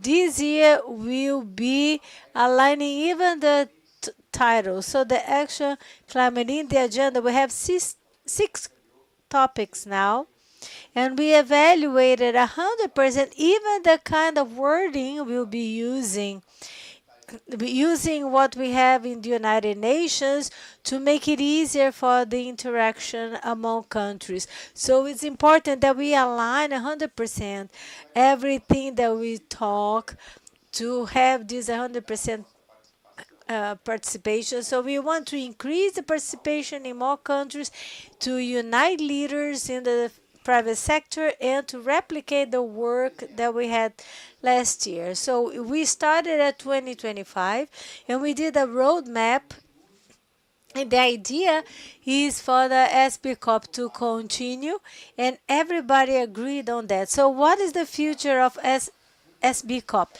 We might have an entity, I believe bases will be in Brussels, in Europe, with a executive body that will be contracted. Today I'm working pro bono, but we want to have a president that will be 100% dedicated with the enough pay and all. And meanwhile, I'll be here as a secretary and giving the amounts necessary for the SB COP to continue until we have this body made. So for now, we still the big host for the whole world. So we learn from what we've done, and we have what we call now SB COP global and local, and I will explain about that. So last year we repeated the model from B20, the way that the private sector would help G20 to organize themselves. So last year we had 8 teams, 8 task forces that presented recommendations for the negotiators of COP. I like to say that the first time that I went to Bonn in Germany, I told them that this is not going to work because G20 was 20 countries, but when I went to Bonn, it was 197 countries by consensus, and I told him it will be very difficult for us to influence the negotiation because it's very difficult to do that, and André more than anybody else knows that, to get everybody aligned in the same idea. So what has changed from last year to this? We prefer to change midway to try to influence these 40 million companies that SB Corp represents and ask them to bring the good examples they have, and from there we can influence the public sector. So we did that, and we created the SB Corp Awards to give awards to the best success cases that had implementations in their countries to influence other countries with that. But we ended the year with 48 success cases. We got 1,500 and we chose 48. This year we want to do it differently. We want to start the year with examples. Therefore, we are accelerating the SB Corp Awards to get these examples and to write recommendations from these models. Because why a bioeconomy in Malaysia worked? Was it public policy? Was it market issues? And we want to analyze why it worked to write a recommendation for the COP administrators and base that. So we change the logic. We'll talk first about the examples and then give a recommendations different from what we did the year before. And some topics they won't only be for COP31 in Turkey. They would be a multi-year topics, things that would be approached every year, and others that can even go beyond. When COP was in Brazil, the topic forest had more relevance. Now in Australia, we had the oceans topic because in Australia, oceans are very important, and the circular economy, which is very important for Turkey. So some topics will be talked more about, and others like the carbon market, the transition away from fossil fuels, the roadmap of increasing 3.3 trillions from eyes from the world can contribute a lot to increase the green jobs in the future. So this is what we call the structure of the global SB COP. For the local structure of SB COP, we have natural agendas and others. And what we are doing, the presidency of Brazil will be from last year to this year. So SB COP is the same. We have Brazil giving now the baton to Australia and Turkey. And then it will be Turkey, Australia, and Ethiopia. And then it will be Ethiopia. So we always have this exchange of having the previous country and the future country to work together to simulate this. So we'll always have the previous country, in this case, since it's Turkey and Australia, we will have a division of tasks between both countries. Those flags there means because for each topic we have a chair and a co-chair. For example, for energy transition and industry, we have a CEO from a company from Australia and one from Turkey. For forest and ocean biodiversity management, we have Brazil and Australia and so on. And we have until the sixth one, which is talking about acceleration, financing, and so on. So SB COP works with 4 global topics and a few that we talked which are local. We have Schneider and other companies. We invite different companies, and Schneider it will be even in one of the task force for Asia. So huge companies will be represented here, guiding each one of these topics. We have different consultancies that have agreed to work with us since Century, McKinsey, BCG, Systemic, and so on. And I even talked with the people from Asia. You can imagine my meeting with people from China. I said, okay, very good, you have a consultancies, but there are no Asian consultancy. There is a very big bias because we have 4 Americans, 1 from England, and we need more from Asia and other places to be. So you end up having a global consensus, but it's quite difficult to deal with this council. But you see more and more names present that are consultancies that are pro bono. Just for you to remember, it's not easy to get people to work like that. So this is our agenda until the end of the year.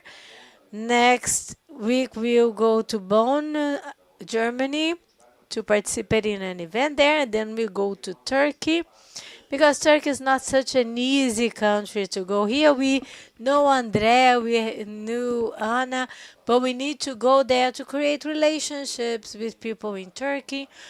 We'll go to the London Climate Week in September. We'll go. Yeah, it's easier for us, right? After in September, we have a very important date. After London Climate Week, we give the commitments from pre-COP, and then we have the pre-COP and the COP in the end of the year. So the message here is that we are improving the model from the previous year. We are aligning it more to the United Nations model to be easier among all the participants. We are expanding the scope and the number of countries that will be participating in the SB COP, but we are not losing the terms of independence and the goal of working in very practical things. Of course, here in Brazil, we have the chance of guiding the process. So all the Brazilian companies are invited to join us in SB Corp. This is a very networking opportunity. So I'm sorry that I went over time, but I want to explain how the structure is. So André, this is a work that we need to be careful to keep it growing and to have more and more representativeness. And if you ask me, I like to mention a few things. It's good to I have two daughters, for example, so I like to test with them. And in the end, they asked me, what was the difference? You participated on all these events. What was the difference made? And that's what I mentioned being my frustration. What is the SB Corp? A number of companies and all the entities that are represented there. So I believe we can do much more. So when I go back home and they ask me, I said, well, for last year, the big delivery was to give the structure for us to work. So now we need to change our mindset. Remember that the structure has been created. Now we need to deliver concrete things. We will start using KPIs that in the private sector we know very well what it is. So I'll give you an example very quickly. Well, just quickly, if you want specifically to interfere in one specific point of the negotiation to handle something concrete, can't we use this structure for that? Well, we are challenging ourselves about the concrete deliveries for SBCOP with the climate data that are not just data from the academia or wishful thinking, but in practical terms, what can we do? So we are starting to discuss with the clear targets of that. And one example is the carbon markets. We have a big discussion in this sense. So as the private sector, what do we want to influence systematically in these discussions and how to do that? So I am demanded a lot in terms of having public targets and goals and what to do and what to deliver until the end of the year in each one of these 4 points that you've saw. So please ask me. My daughter asks at home, so please ask me as well what are the practical things that will come from COP31 by the end of the year. Because now we have no excuse anymore. It's not the first year, nothing like that. So we need to do concrete things. And at this moment, if it is the COP of implementation, we cannot get to COP31 if we don't have concrete things handled here in Brazil. So we need concrete deliveries here to show at COP. Thank you.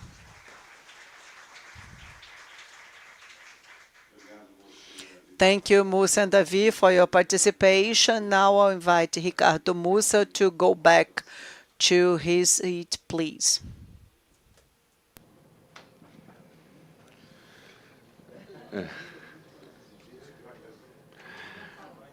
Encontra-se conosco à mesa.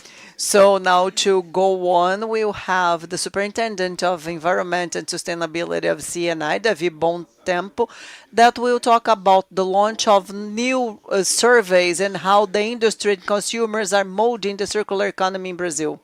Davi? Well, first, once again, Musa, he will be back for the last panel soon, but here we are now making use of this opportunity to launch the updated survey regarding circular economy. It is a topic we've been working for a long time at CNI. It's something we've started discussing in the Sustainable Consumption Forum in 2015, and since then we started having some partnerships with the universities or companies and some sectors so that we could somehow educate in the good sense about the benefits of circular economy in the world. And what we see today is that although we are quite well in terms of the regulatory framework, it's quite incipient. I always say that Circular economy is quite common in our bubble, but outside that, it is a topic that we need to dedicate in terms of communication.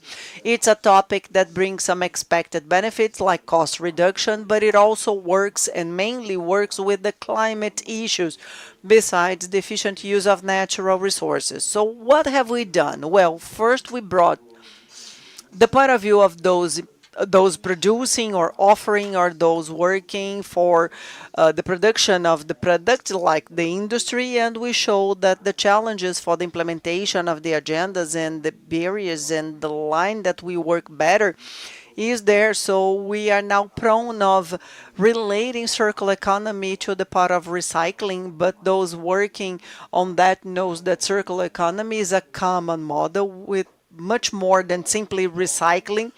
It is working not only the end of the cycle, but mainly looking at the eco design and working on the launch of the product and making the product to last longer. And obviously we work that in such a structured way in our bases, and today we have a bill of law that is in the final discussion in the National Congress, and this project was born in the Senate with the ecologic transition, and since then we are working with the justice so that we finish that, and the government is dedicated to that, even launching the national policy of circular economy and the national forum. And I think it is quite a common agenda with a lot of consensus, but got quite strong in the COPs. So the work goes through the articulation in the industrial sector, in the case of those who produce, but also it goes through the understanding of the consumer, that is the one to give this bias, because we always talk about what guides the production, because we have a profile of consumer that changes, we have national and international frameworks, and we have the corporate strategies. So the circular economy must be more disclosed. It is a topic that came from the COPs, and I believe in Turkey will be even stronger. So that's why we are also here communicating to you this survey. And obviously, when we think of the producers, we see some difficulties and barriers, mainly in terms of funding, because we know that Brazil is a country with one of the highest interest rates that impacts a lot in the funding of the new economies and new structures. We also have difficulties in terms of technology and innovation and knowledge, and in part in terms of professional training for the development of new products. So this is a work to be carried out with the look of competition so that we have quite a well-structured agenda in the country. Obviously, when we talk about circular economy, we expect return that can be via cost reduction. So it's quite an attractive agenda, not only in the promotion of the industrial sector. So it would bring these ideas from the industry side, but we also have the point of view of the consumer that is much more latent, and only 13% of the respondents know circular economy. So this is a work that we have to develop considering the consumption habits, and the greatest factor for that is still price. There is a cultural difficulty in understanding that a product like, for example, that is recycled has less quality than a raw material product, so doesn't have, I'm sorry, less quality than the new product. So we are working with the industry to demystify that. So this is a topic that is being more and more strengthened with the national policies, with some instruments implemented. Obviously, this agenda doesn't belong only to the industry. We also say that it's a shared responsibility, so everyone has part of commitment so that we can work with this agenda of a circular economy. So here, just cross-linking the ideas of producer and consumer to understand the points of balance when we talk about the bottleneck on demands and the recycling issues and difficulties in reverse logistics, and understanding where the points of collection are and how the consumer can return the product, so points of guidance for the agenda of work of CNI and the development of partnerships and training, and mainly public policies. The price, as I mentioned, is still the most important point to be considered, and also the return to industry on the bias of competition. So, well, this is the survey. It will be available from now on, and I thank you once again for your participation, and now I will have Musa back here.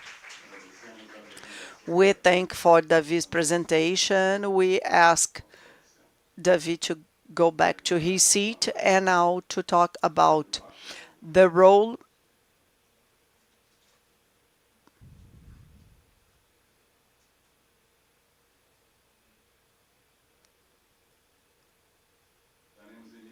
Okay, so now we start the panel entitled The Productive Sector Global Priorities in Action, that aims at promoting debate with the discussions with the representatives of the private sector structured in the priorities of SBCOP. So we invite to the table the Vice President of Marketing and Sustainability of Schneider Electric, Arthur Wong.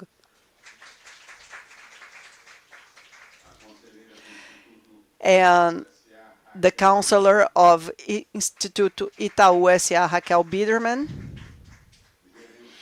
the Sustainability Manager of the Brazilian Institute of Oil and Gas, IBP, Carlos Victor,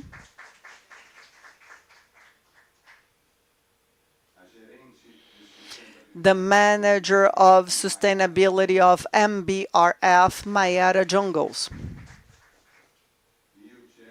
and the Chair of SBCOP and moderator of this panel, Ricardo Mussa.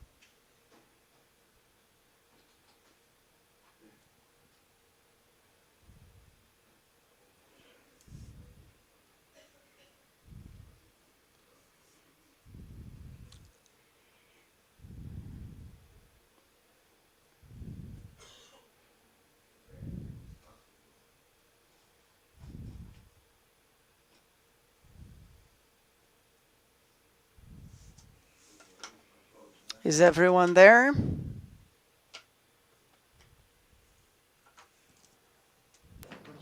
Tá certo.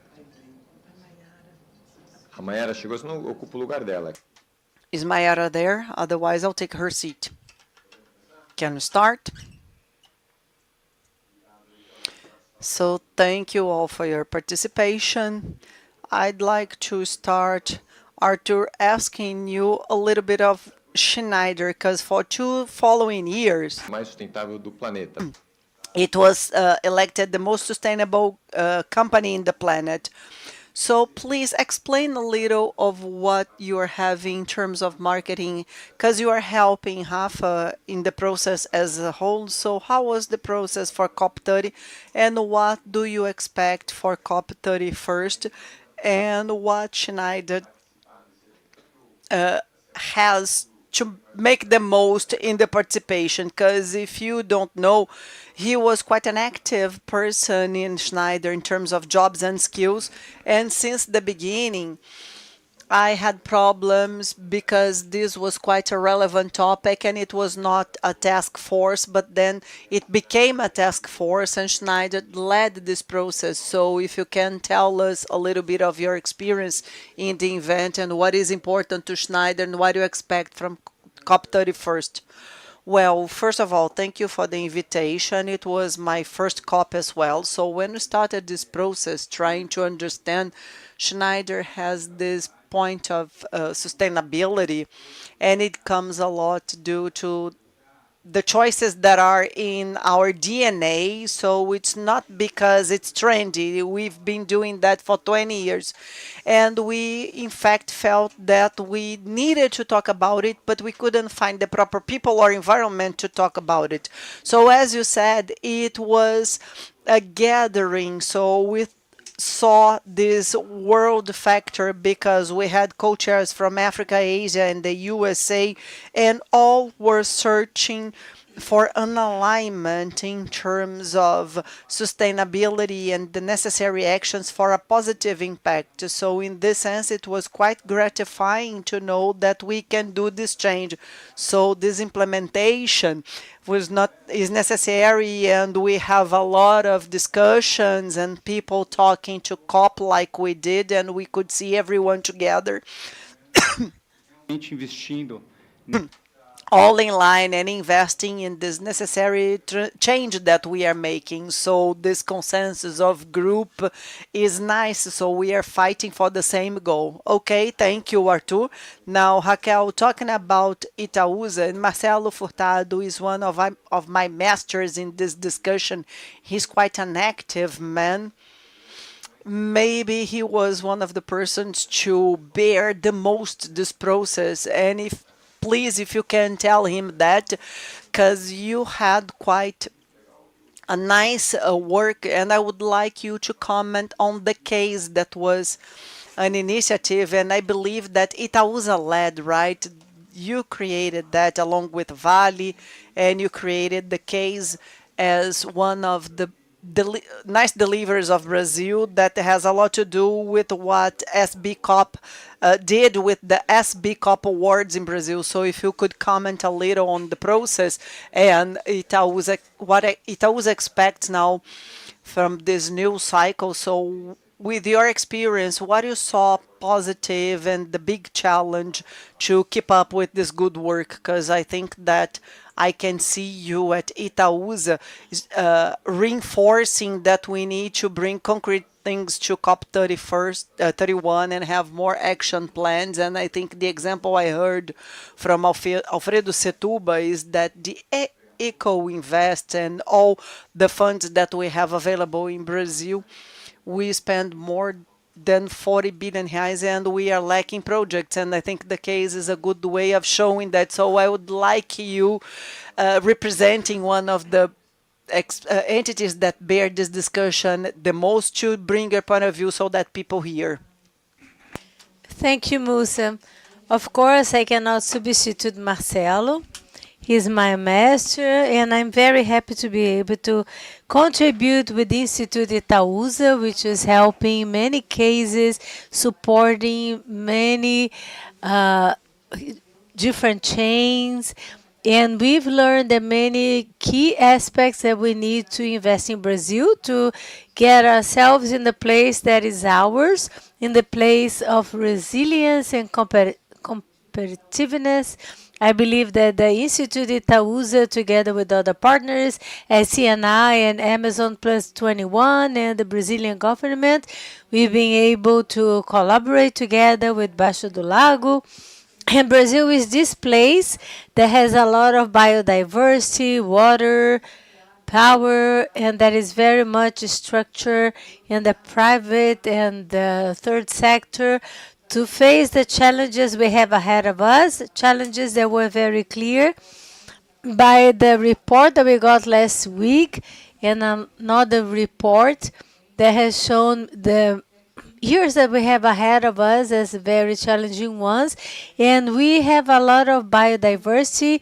Rio de Janeiro is an investor of biodiversity, giving this space for climate and nature, always showing this innovation. And in Itaúsa, we've seen that innovation is key, risk is big, but we need to innovate to face the challenges that the Convention of Biodiversity and Climate poses to us. And we have a lot of cases that we have mapped with SBCOP and SEVED, the 27 Brazilian cases that shows how much we are competitive and accelerated is a matter of scaling things up. Talking a little bit about what I've seen in the past 6 months is that there is no lack of money. I went to the Prevalector Brazil management. The issue in Brazil is not lack of resources, it's a lack of good projects. So the project that Itaúsa did with people from Bradesco and Vale and others, well, we need to see what we'll do. Brazil did a homework of making a lot of resources available, and now we need to show that things can be done. We have very little time until COP in November to show that we can make things available and work. So now we have the EBP and Carlos. I know that people from oil and sustainability together. Well, you have fossil working together with us, and I believe that André has shown this very well, that we cannot talk about energy transition without having the oil people together here with us. And I have to say that we cannot do energy transition in scale without the people from petroleum together and have them as part of the solution as well. So I would like to hear you, Carlos, on how EBP is positioning themselves, especially when we talk about energy transition. So somebody told me, can you ask them how they will be participating in the uh, oil transition and energy transition? And I won't tell you who asked me that, but I believe that they are much more part of the solution than the problem. So I would like you to talk a little about that. First of all, I would like to thank CNI for the invitation. Thank you, Musa, Dafi. I would like to extend the invitation from André, Ana, Tony, from the IBP president. He wasn't able to be here today, but he's going around the world participating of many events from the oil and gas sector to take this commitment with the sustainability around. So we have more than a narrative, we have a practical action that the president of IBP that is committed to climate change actions and energy transition and sustainability, he's going around the world to participate on these different activities for that. And the oil and gas energy sector is very much committed with this agenda. We are in the core of the energy transition discussions, and we see this in logistics of oil and gas in many countries in development or developed. They are concerned with this logistics from oil and gas transition to sustainable fuels, but we know that the industry is able to invest into renewable energies. Maybe today the oil and gas sector is the one with the biggest capacity for management to fight climate changes. In COP15, in the Paris Agreement, that's when we created the Oil and Gas Climate Initiative with many companies, and among them we had Petrobras from Brazil, and we were there to develop projects for decarbonization, for adaptation, and we've been developing investing a lot in startups and others. So the oil and gas sector is part of this process, and it's empowered to develop solutions that can really fight against these climate change issues. So we feel very comfortable for being here with other professionals that are very qualified participating on this debate, because we have already a very defined positions of acknowledging society demands to fight climate changes, and we've been supporting this with different projects for decarbonization until 2050. Thank you. We know this won't be easy. This discussion generates a lot of polarization, and I believe that you've been showing that we can work together. I just remember that one of the winner projects from COP SB COP 64 was from Repsol, a project from Spain to capture carbon. So now changing the topic, we have one of the SB COP task forces that we call food security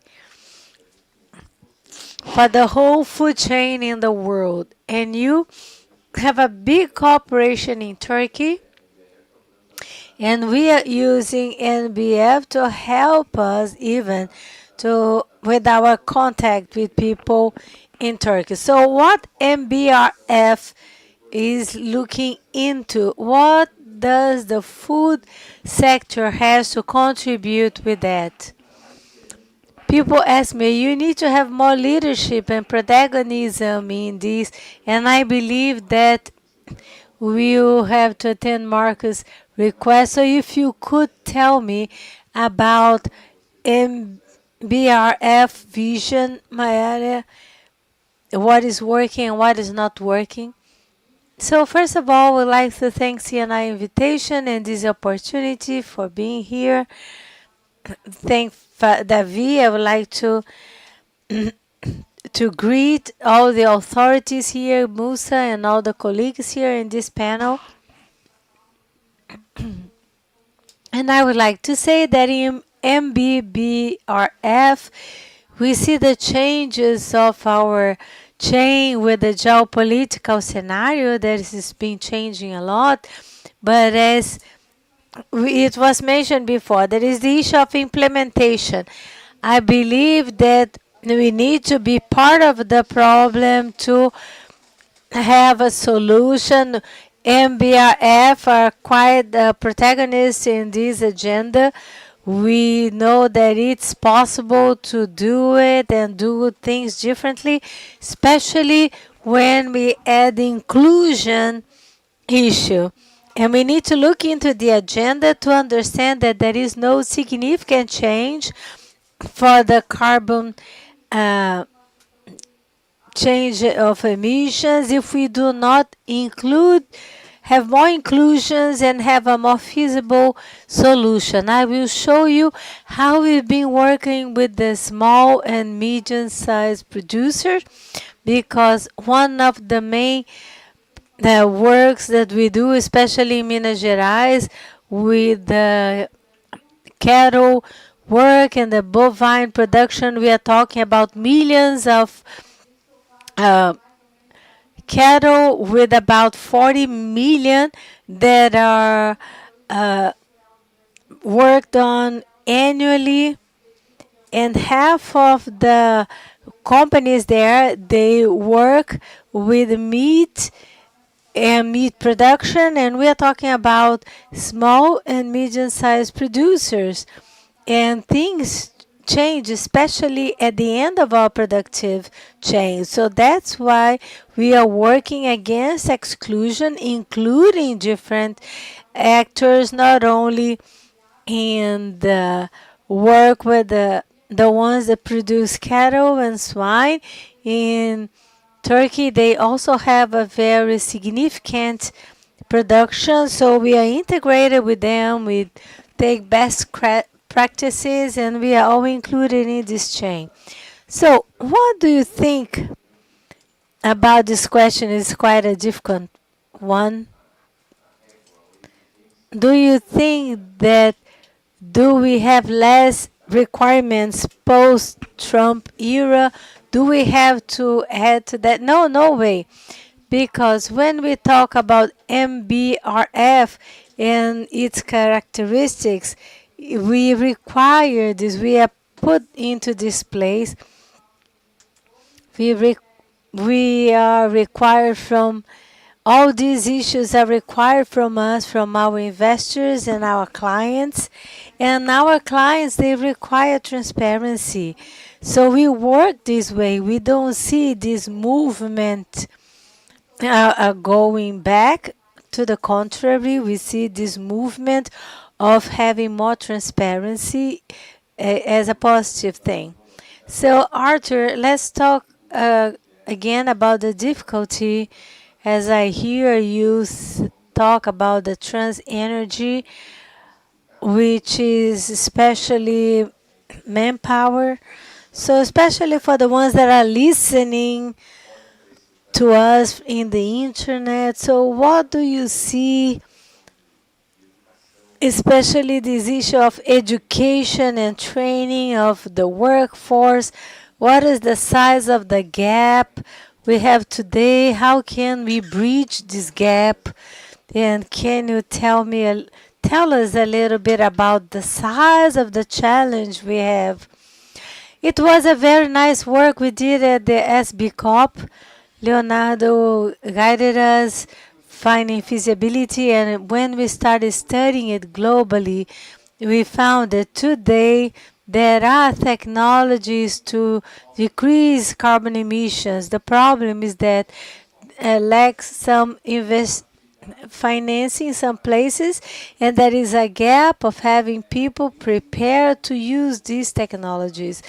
There is a study from the Energy International Agency saying that until 2030, this gap will be of 40% of workers that are not prepared for the demands that will come to place, both for the carbon emissions as well as priority from the company. So we see that there is a possibility of financing, but what is lacking are really people that are qualified, as Mayara mentioned from the study.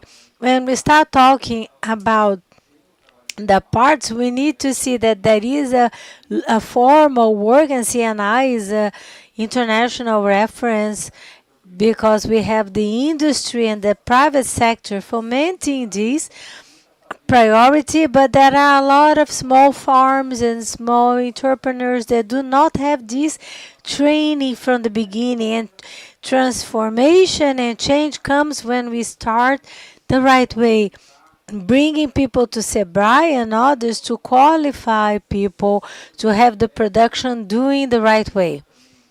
So that's why we saw it's a big gap and there is a need mainly in developing countries. And this data comes from Ayrton Senna Institute, showing that 80% of the youth come from the public sector. 6 out of 10 young people coming from the public schools, only 6 are graduated, and only 3 can understand Portuguese, and less than 1 can solve medium mathematic problems, and we need electricians. So how can we develop the future with this new technology if its training is not working as well? So we need to have this broader scope in understanding that we have to prepare the future, but also qualify the workforce that is coming. Another important data, and we saw one of recommendations, is that all the investment available for developing sustainability, we have just half for the qualification of people, less than 1%, meaning 0.5%. As we have technologies and resources, we try to show that we need to look at the demand more than the offer. The demand must be qualified and prepared to deal with the new economy and with low carbon. Raquel, a question, because in Itaúsa Institute, you've been participating in this agenda for many, many years. And have you seen a lot of changes in the way you decide the investments over the last year? So what are you prioritizing? And what is the checklist when choosing what to support, or what kind of initiative, and what makes more difference? I mean, what is a typical board meeting in the decision making and priorities for investments, or what to support and guidance? Has it changed over the years? Well, thank you. As a member of the board, I'm an independent member. I haven't followed the 50 years of Itaúsa, but I followed the last years with this umbrella of philanthropy in the Institute, and it comes to fill the gap, a gap that is quite relevant, reflecting the 50 years of the group that is looking at the Brazilian economy and the Brazilian society.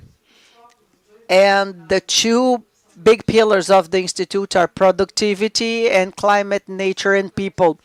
which reflects also the learnings of the group in the terms of what are the bottlenecks and opportunities in Brazil, and this big commitment in this agenda that is represented by the Climate Convention, and that summarizes the challenges of humanity.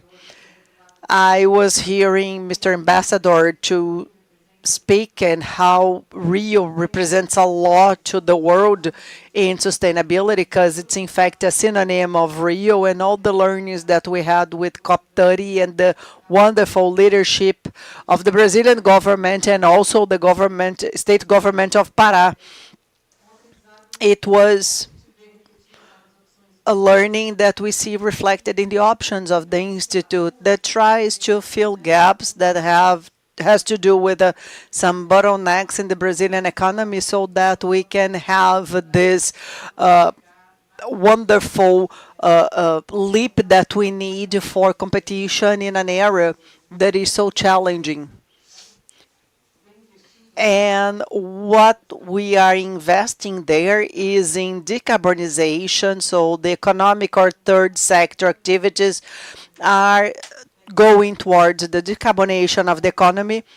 So we are considering biofuels, energy efficiency, what Brazil has in clear competition in the world. Also with the productive autonomy and resilience that are the orders of the day. And we see that the world is facing wars, and in this case, autonomy and resilience are more and more evident. And in this sense, the Institute is betting a lot on sustainable agriculture, as we call it, regenerative agriculture, but water and reforestation are mandatory. We know that there is an economy associated to water or to forests that deserve and must have the investments, otherwise we can't fill the gap of opportunity that Carbono puts to us. And I won't even say that it's in fact opportunity, because we are facing the greatest change of economy that we've had in history. And we also see, and our investments reflect that we need to forget the pilot scale to go to the economy scale. Otherwise, we won't change the Brazilian economy in the level and the time we need to. But we are facing barriers, obviously, and with the history of the bank and the institute that is younger, we can see that the barriers can only be solved if we work collectively. And here we can see what means all this acceleration of SBCOP that is analyzing the whole planet and the 40,000 companies, but funding and risk perception are a big barrier that we have to overcome. And in Itaú, we have a privileged place to bet on some financial innovations. And in this sense, the Institute is showing that without it, we cannot get where we need to be with the new economy.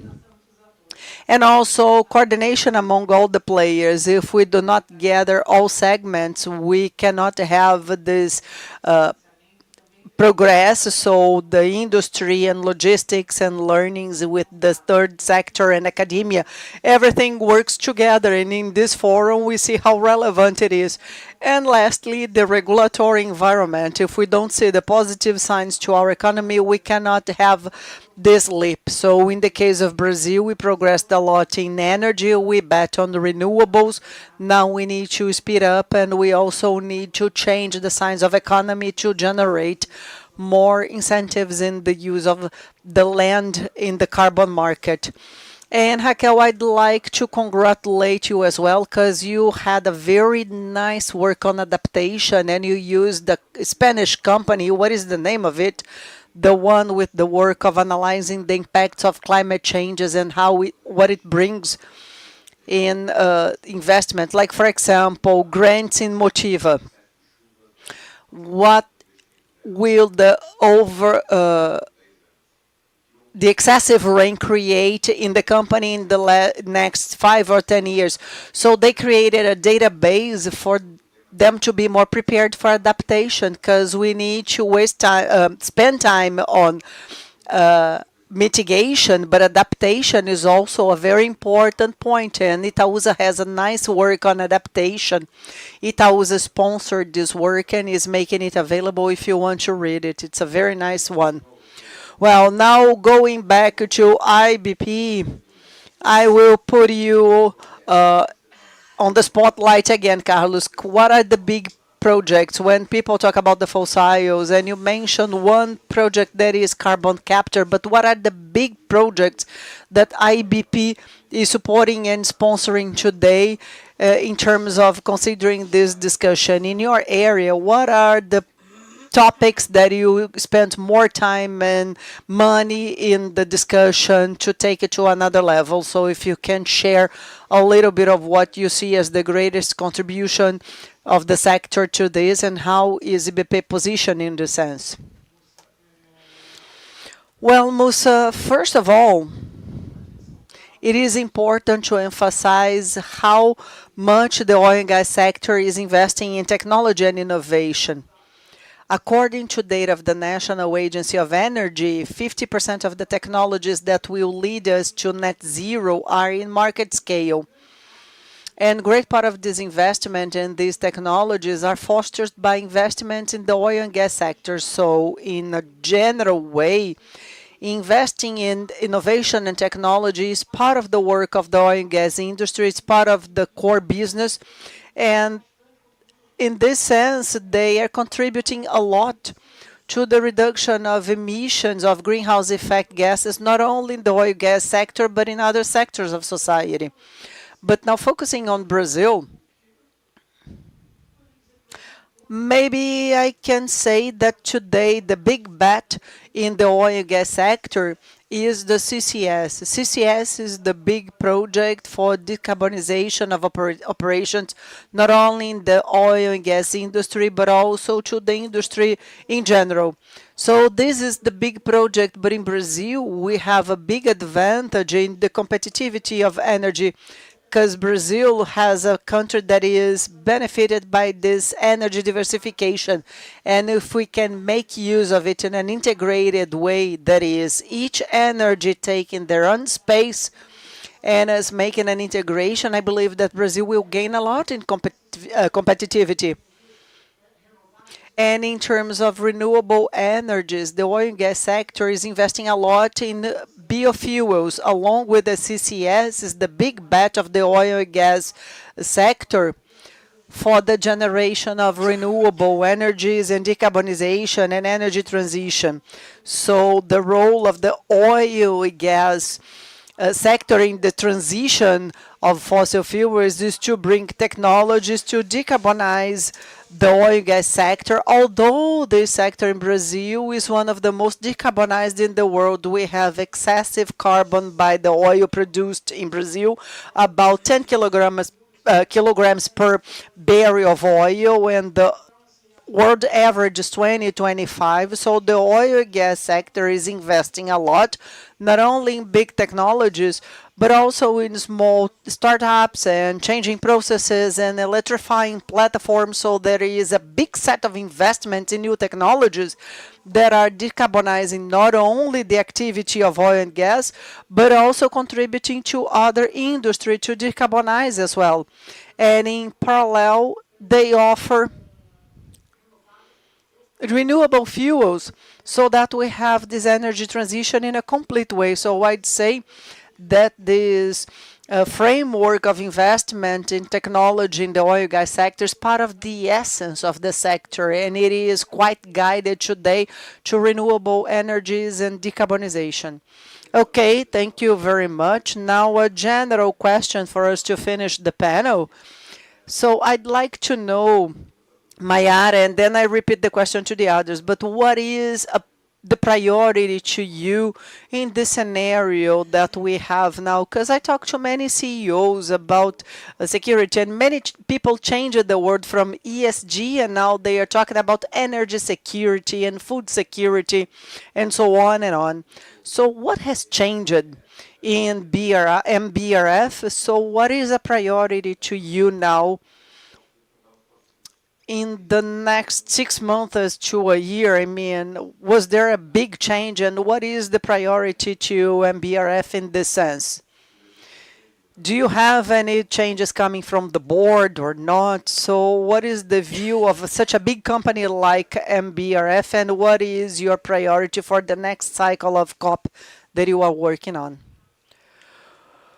Well, Ricardo, we are adapting to this new name of MBRF. So we've recently not only changed that last September, but we are adapting to a new model. But anyways, in this sense, we are bringing a lot of the sustainability agenda of both companies, and the sustainability agenda is nothing new. It started years ago, especially in Marfrig in 2019 when we commit to zero deforestation. And Marfrig and BRF are the only animal protein company today operating with this commitment of zero deforestation. So we signed that with Greenpeace in 2009, I'm sorry, and then Marcelo Furtado came to our board. So Marcelo is in many places at the same time bringing this agenda so that we can speed up the process. And it happened in 2009, and in 2010 we started being a pioneer in the sector and implementing the monitoring and traceability. In 2010 we reached 100% of traceability of direct, and we progress in this journey until we get to last year reaching 100% of traceability in the cattle and grains chain that we use for animal feed and for swines as well. So we've been developing a lot. There are a lot of challenges in this agenda. And as I started speaking before, the challenge is to take technology to the small producer. The Mafik, for example, is in this agenda of building and going against exclusion but inclusion. Therefore, the producer that is regular, but they do not have a means of fixing any irregularities in the production. So we give them the needed technical support, and we work with them to make whatever is irregular regular and bring them in. And it's interesting because when we started implementing with the morphine, they found 25% of all its bases. Why? Because they could not continue supplying what they had. So we thought it was more intelligent to go from the inclusion policy to reintegrate people. And since then, we have over 4,000 suppliers that have been reintegrated in this basis. Of course, we are talking from the point of view of monitoring and how we can transform and give clarity to things that work there at the edges, but we are working towards taking the best practices to the field, which means working in the integrated systems, which is to work with with the commercial forest, the planting, and generating productivity.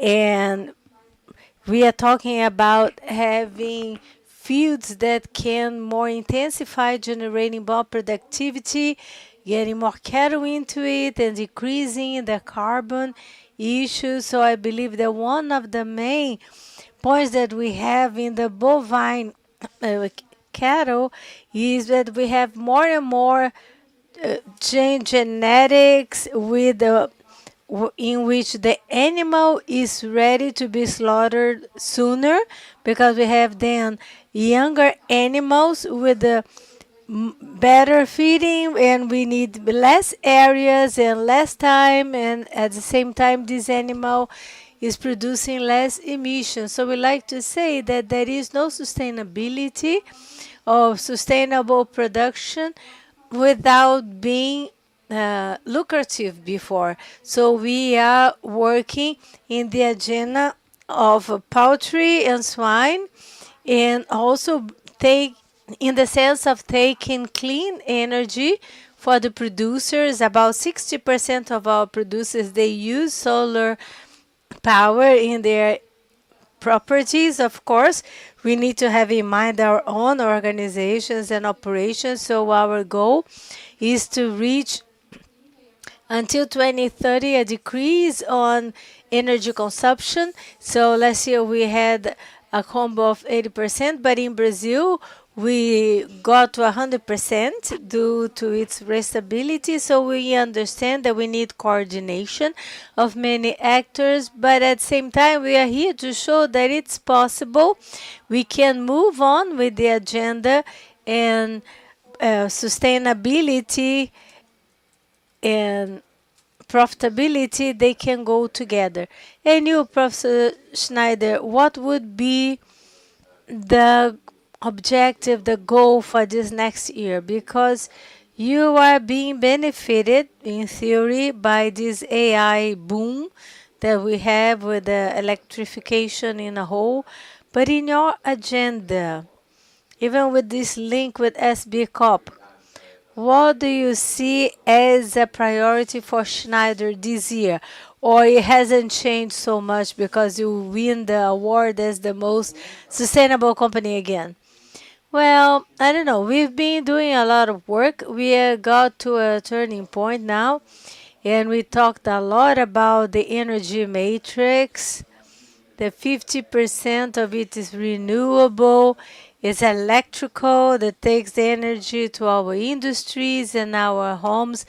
Well, 90% of them are renewable energy, but there is a study that goes backwards to what would be our priority is the Inter-American Council for Efficient Energy that studies a few countries about energy efficiency. And even though Brazil is the first one in clean energy production, is in the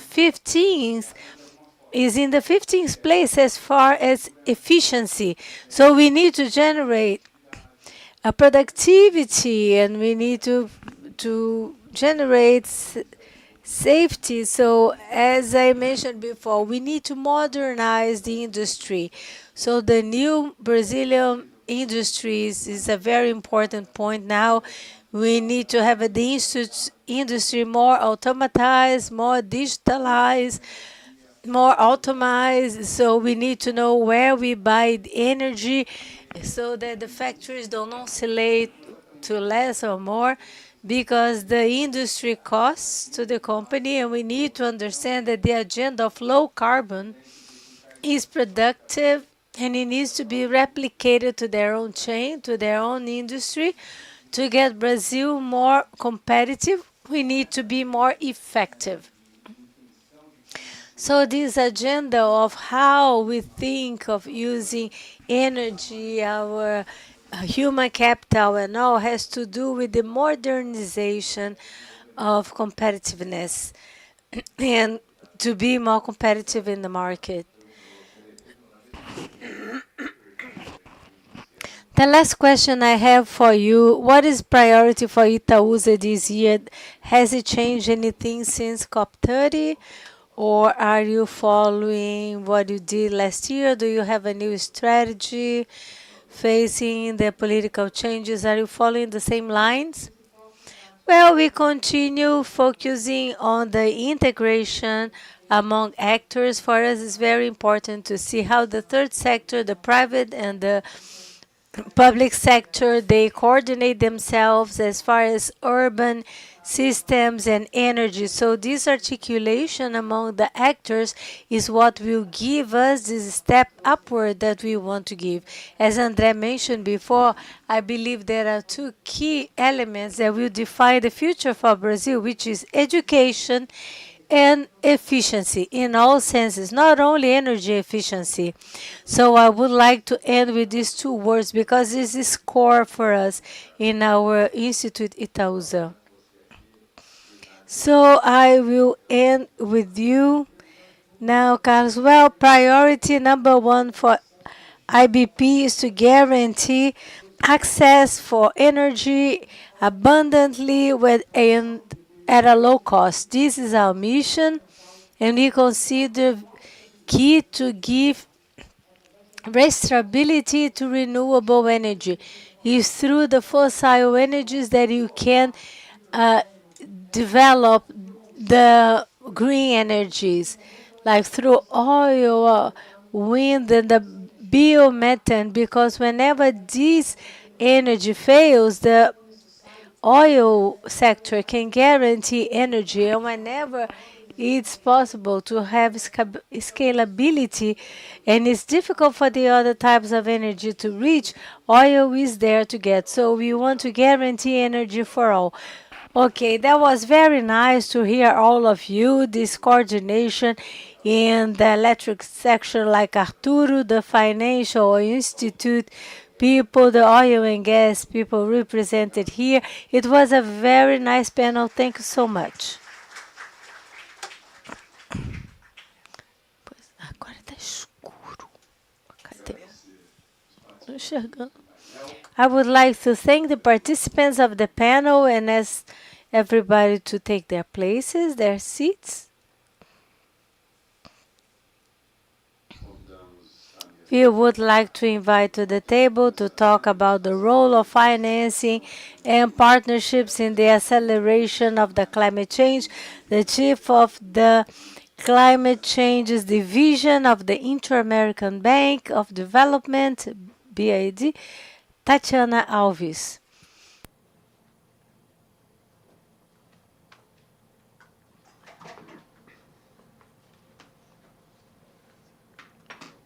Tudo bem?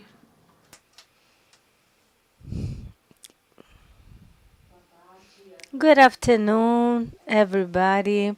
I would like to thank the invitation to be here with this SB COP 30 and the passing of baton from COP 30 to COP 31. It's a pleasure to be here representing the group BID in this agenda. I'm the chief of climate changes division from this, and I'm based in the IDB, and I'm based in Washington, and I will talk about the role of financing of climate adaptation. I will talk a little bit about that since it was mentioned before in the work of the Institute Itaúsa, but the IDB is giving a bit of focus on that. And we need to walk together with all the mitigation, climate mitigation efforts that has been done.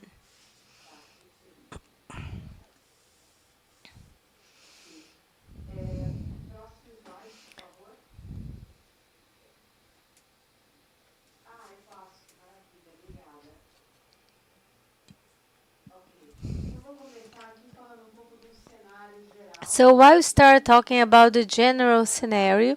Actually, before I start, I would like to give you a quick overview.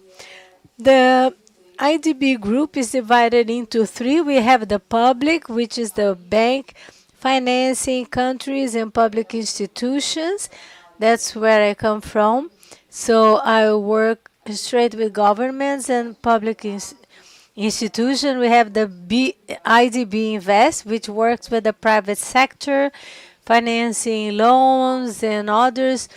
And we have the IDB Lab, which is our venture capture arm that finances companies that are starting to operate and that are strengthening the private sector and increasing the participation of them. So coming from the public IDB, I would like to adjust the context a little bit for the ones that don't know it, because sometimes we don't know the group as a whole so much. So starting by the scenario of adaptation, I would like to bring different figures here for us to check collectively. So the first figures here, from 8 to 15%. What does it mean? That the non-investment in adaptation which is investments in projects and activities that can adapt themselves to the climate change until 2050, means that the per capita GDPs can drop up to 15%. So it shows that we'll have a drop in the GDP if we don't have all these initiatives related to adaptation.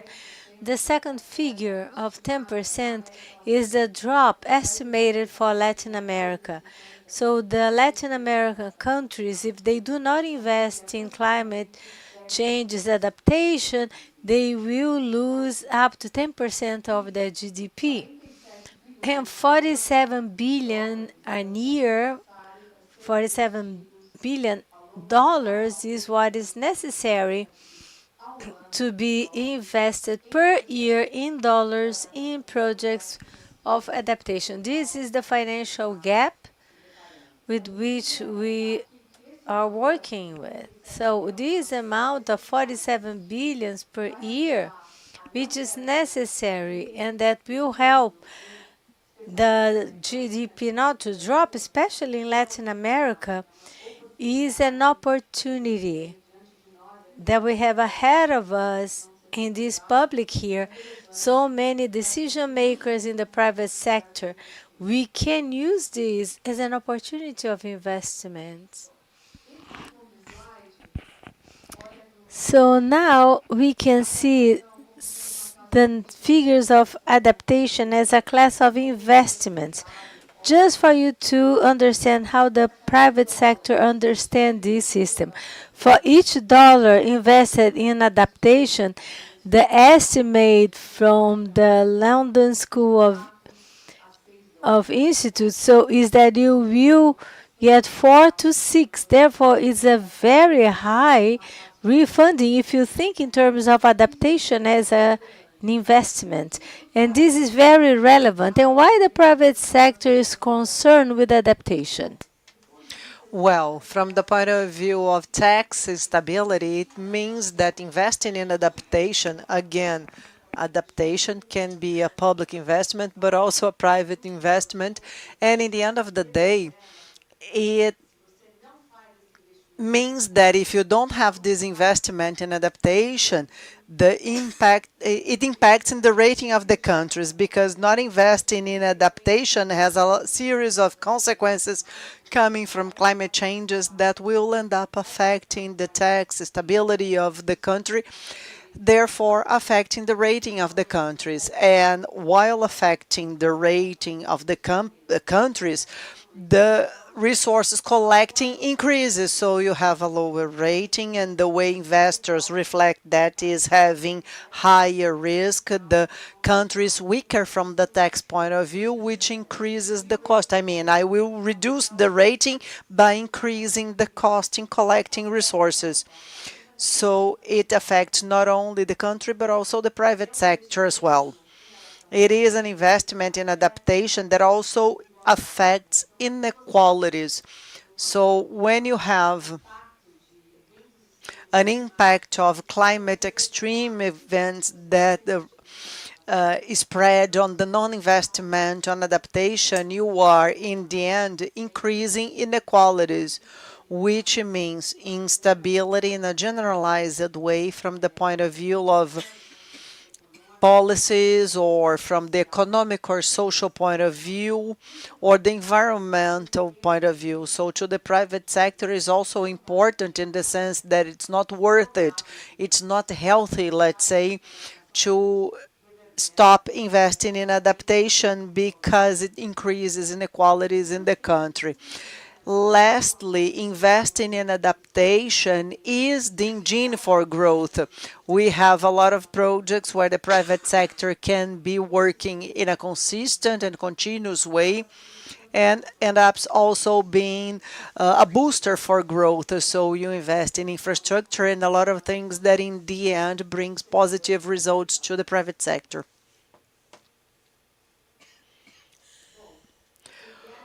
Well, the gap is not only of capital. That is, we are talking about $47 million a year invested and estimated to be invested in adaptation. But in the end of the day, there are structural conditions that are important that we are working on and will keep working on, as being the identification of the bottlenecks due to the non-investment in adaptation. And why doesn't the investment happen? First of all, because we have a series of projects that could be good projects, theoretically speaking, to be invested in adaptation, and then they end up not happening because they are projects that are not ready yet to be funded. And then we have a series of activities that must be carried out so that the projects become investable.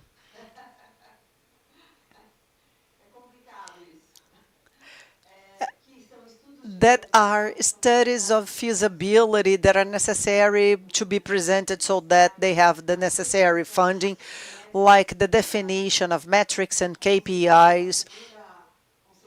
And as a second set of barriers that we have for more investment in adaptation projects. And thirdly, the ability and structuring conditions that are necessary for the countries to invest so that the adaptation projects have the necessary resources. So we are talking about regulatory framework, we are talking about tax policies, climate regulation. So we have the three categories of barriers that show this lack of financial resources that should be guided for adaptation.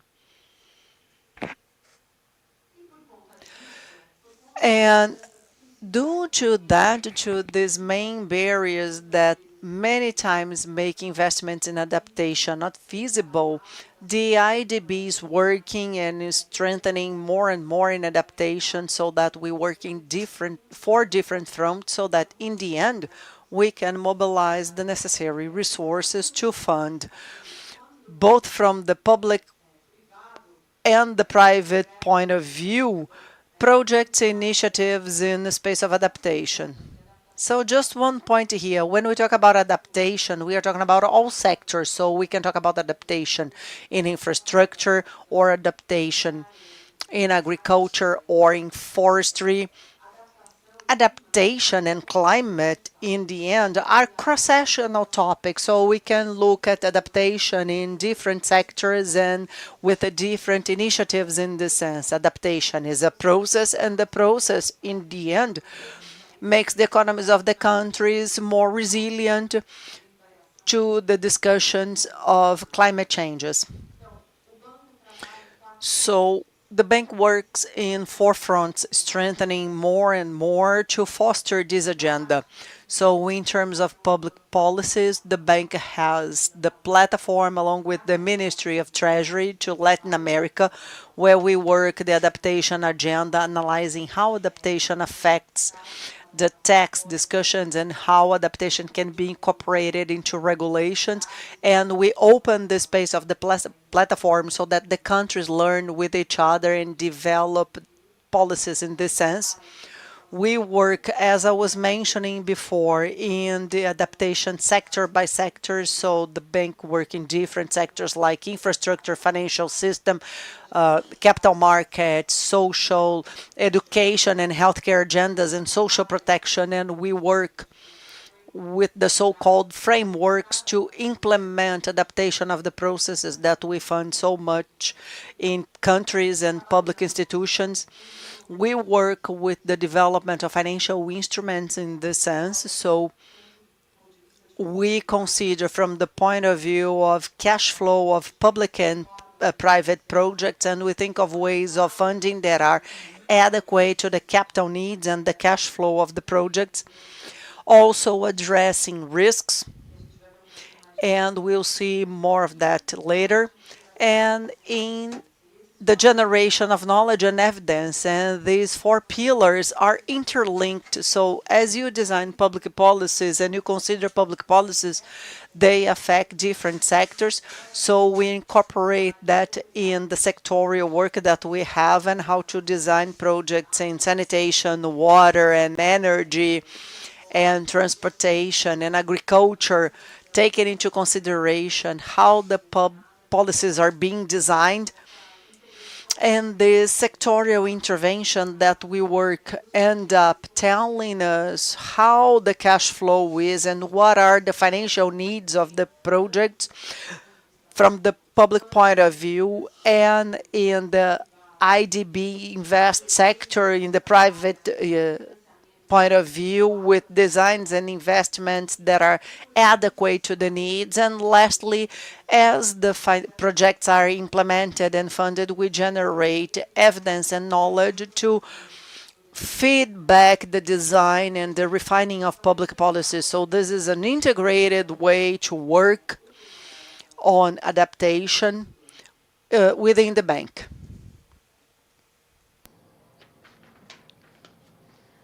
Bom, pouquinho mais de detalhe em termos.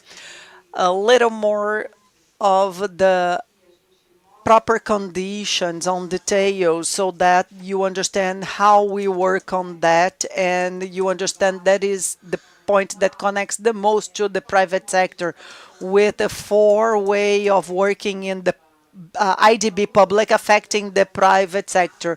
So in terms of the macro risk mitigation, we develop financial instruments to reduce risks that are not priced in a simple way to the private investor. So we'll see a little more of that later, like the structured currency exchange with a sovereignty guarantee, so that the private investor comes with the resources and scale them for adaptation activities, clauses of debts that are climately resilient, or CRDC, that are loans that we give to the government, and in case of an climate event that is extreme, we suspend the need of repaying the debt so that the country can reorganize until they can pay the debt with the bank again. Another topic that are the standards, MRVs, and data that are quite important to the data, because we are talking about supporting and verification in line with the ECMA standards and the other multilaterals. So it gives a guidance on how the investments will get to the private sector. We work in the structuring of pipeline. That is another important topic, because as I said before, not having a bankable project is something that we work in the structure of the pipeline and the support to structure projects so that they can have investments, and also in the dialogues and public policies. It's a key point, because in the end of the day, we are defining the regulatory framework to facilitate the private sector to invest in adaptation projects. Here, indicators and standards. Before I go to the concrete cases that I'd like to present to you of projects the IDB have worked lately, focusing on adaptation. So I'd like to show you a little of what I just mentioned in terms of indicators and standards and common language and construction, because probably this is the most underestimated structure of the climate agenda. All these MRV discussions are crucial so that the climate agenda, from the point of view of channeling public and private resources, happen and scale as necessary, considering the size of the challenge that we have to mitigate and to adapt to a new climate reality. So here we need comparable and traceable metrics so that the private capital can in fact price the risk return. We need to report these indicators in a transparent way, and it seems it seems impossible to the balance of the company, but it's a concrete way of having benefits and returns from the international market, which is important to the private sector. And in fact, why does it matter? Because it attracts more private capital to the adaptation activities and allow the comparison of different assets and decision-making processes. So this slide shows a little how we understand the resources and the financial architecture that we have, so that financial resources in the end are directed to the adaptation agenda. And we work within this scenario so that we can in fact support this transition more and more to an agenda that we can incorporate adaptation in the initiatives and projects and public policies. So here we have 4 categories of resources, and our resources are still within them. In the first one, that is mandatory for us to progress on adaptation, we have the granting resources. So the bank works with the climate funds, the GSF, the Green Climate Fund, the JEF, and the bilaterals with governments focusing on making resources feasible via us for the adaptation agenda. And with these resources, we work with blending, and with the resources that in fact have attractive fees. We work as ordinary resources in the bank, and then the bank also provide resources to sovereignty and public institutions that are blended with our resources. And we also analyze the space and horizon of financial resources and take into consideration the domestic ones. So in Brazil's case, that is a Latin American country and maybe one of the most developed here in terms of capital market, we take into consideration how we can make these private resources feasible for projects of adaptation. And lastly, the private capital, not only the Brazilian one, but also international, how we can work and support the countries so that they can access more and more the capital market, not only domestically, but internationally, to fund this adaptation agenda. So now, to close my presentation, I'll talk about 2 financial products we've been working with recently and were implemented in Brazil, like the Invest in Brazil and the Bid Climate as well, which is another financial product that we are working in many other countries, and Brazil is one of them.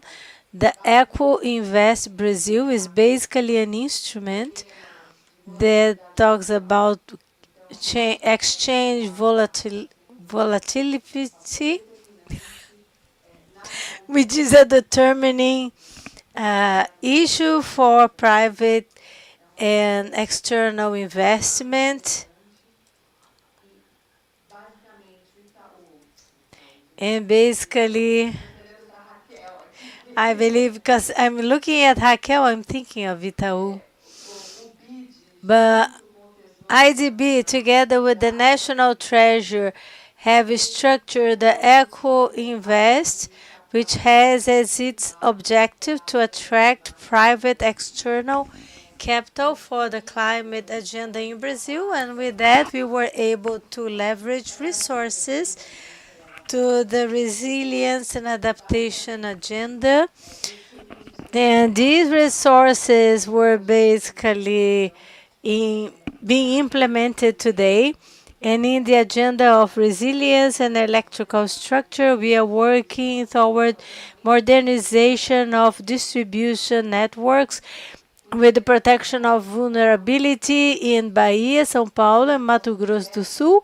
And this is a direct answer to the intense rains and events that have been bringing a lot of interruptions in the supply of energy, which affects the industrial operations of many companies that are represented here. So this is a concrete investment example that was done by Invest.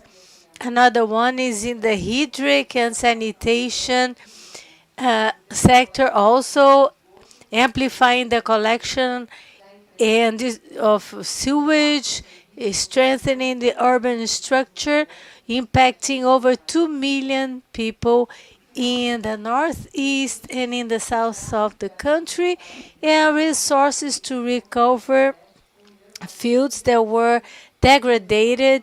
In the northeast, we have 200 hectares of restoration, amplifying agricultural production and reducing the carbon stock. This in partnership with the agricultural ministry. So Finvest is a case that we even presented at COP of a successful mechanism that is advancing the agenda of adaptation. Is a financial instrument that makes a lot of investment in energy, water, sanitation, and agricultural feasible.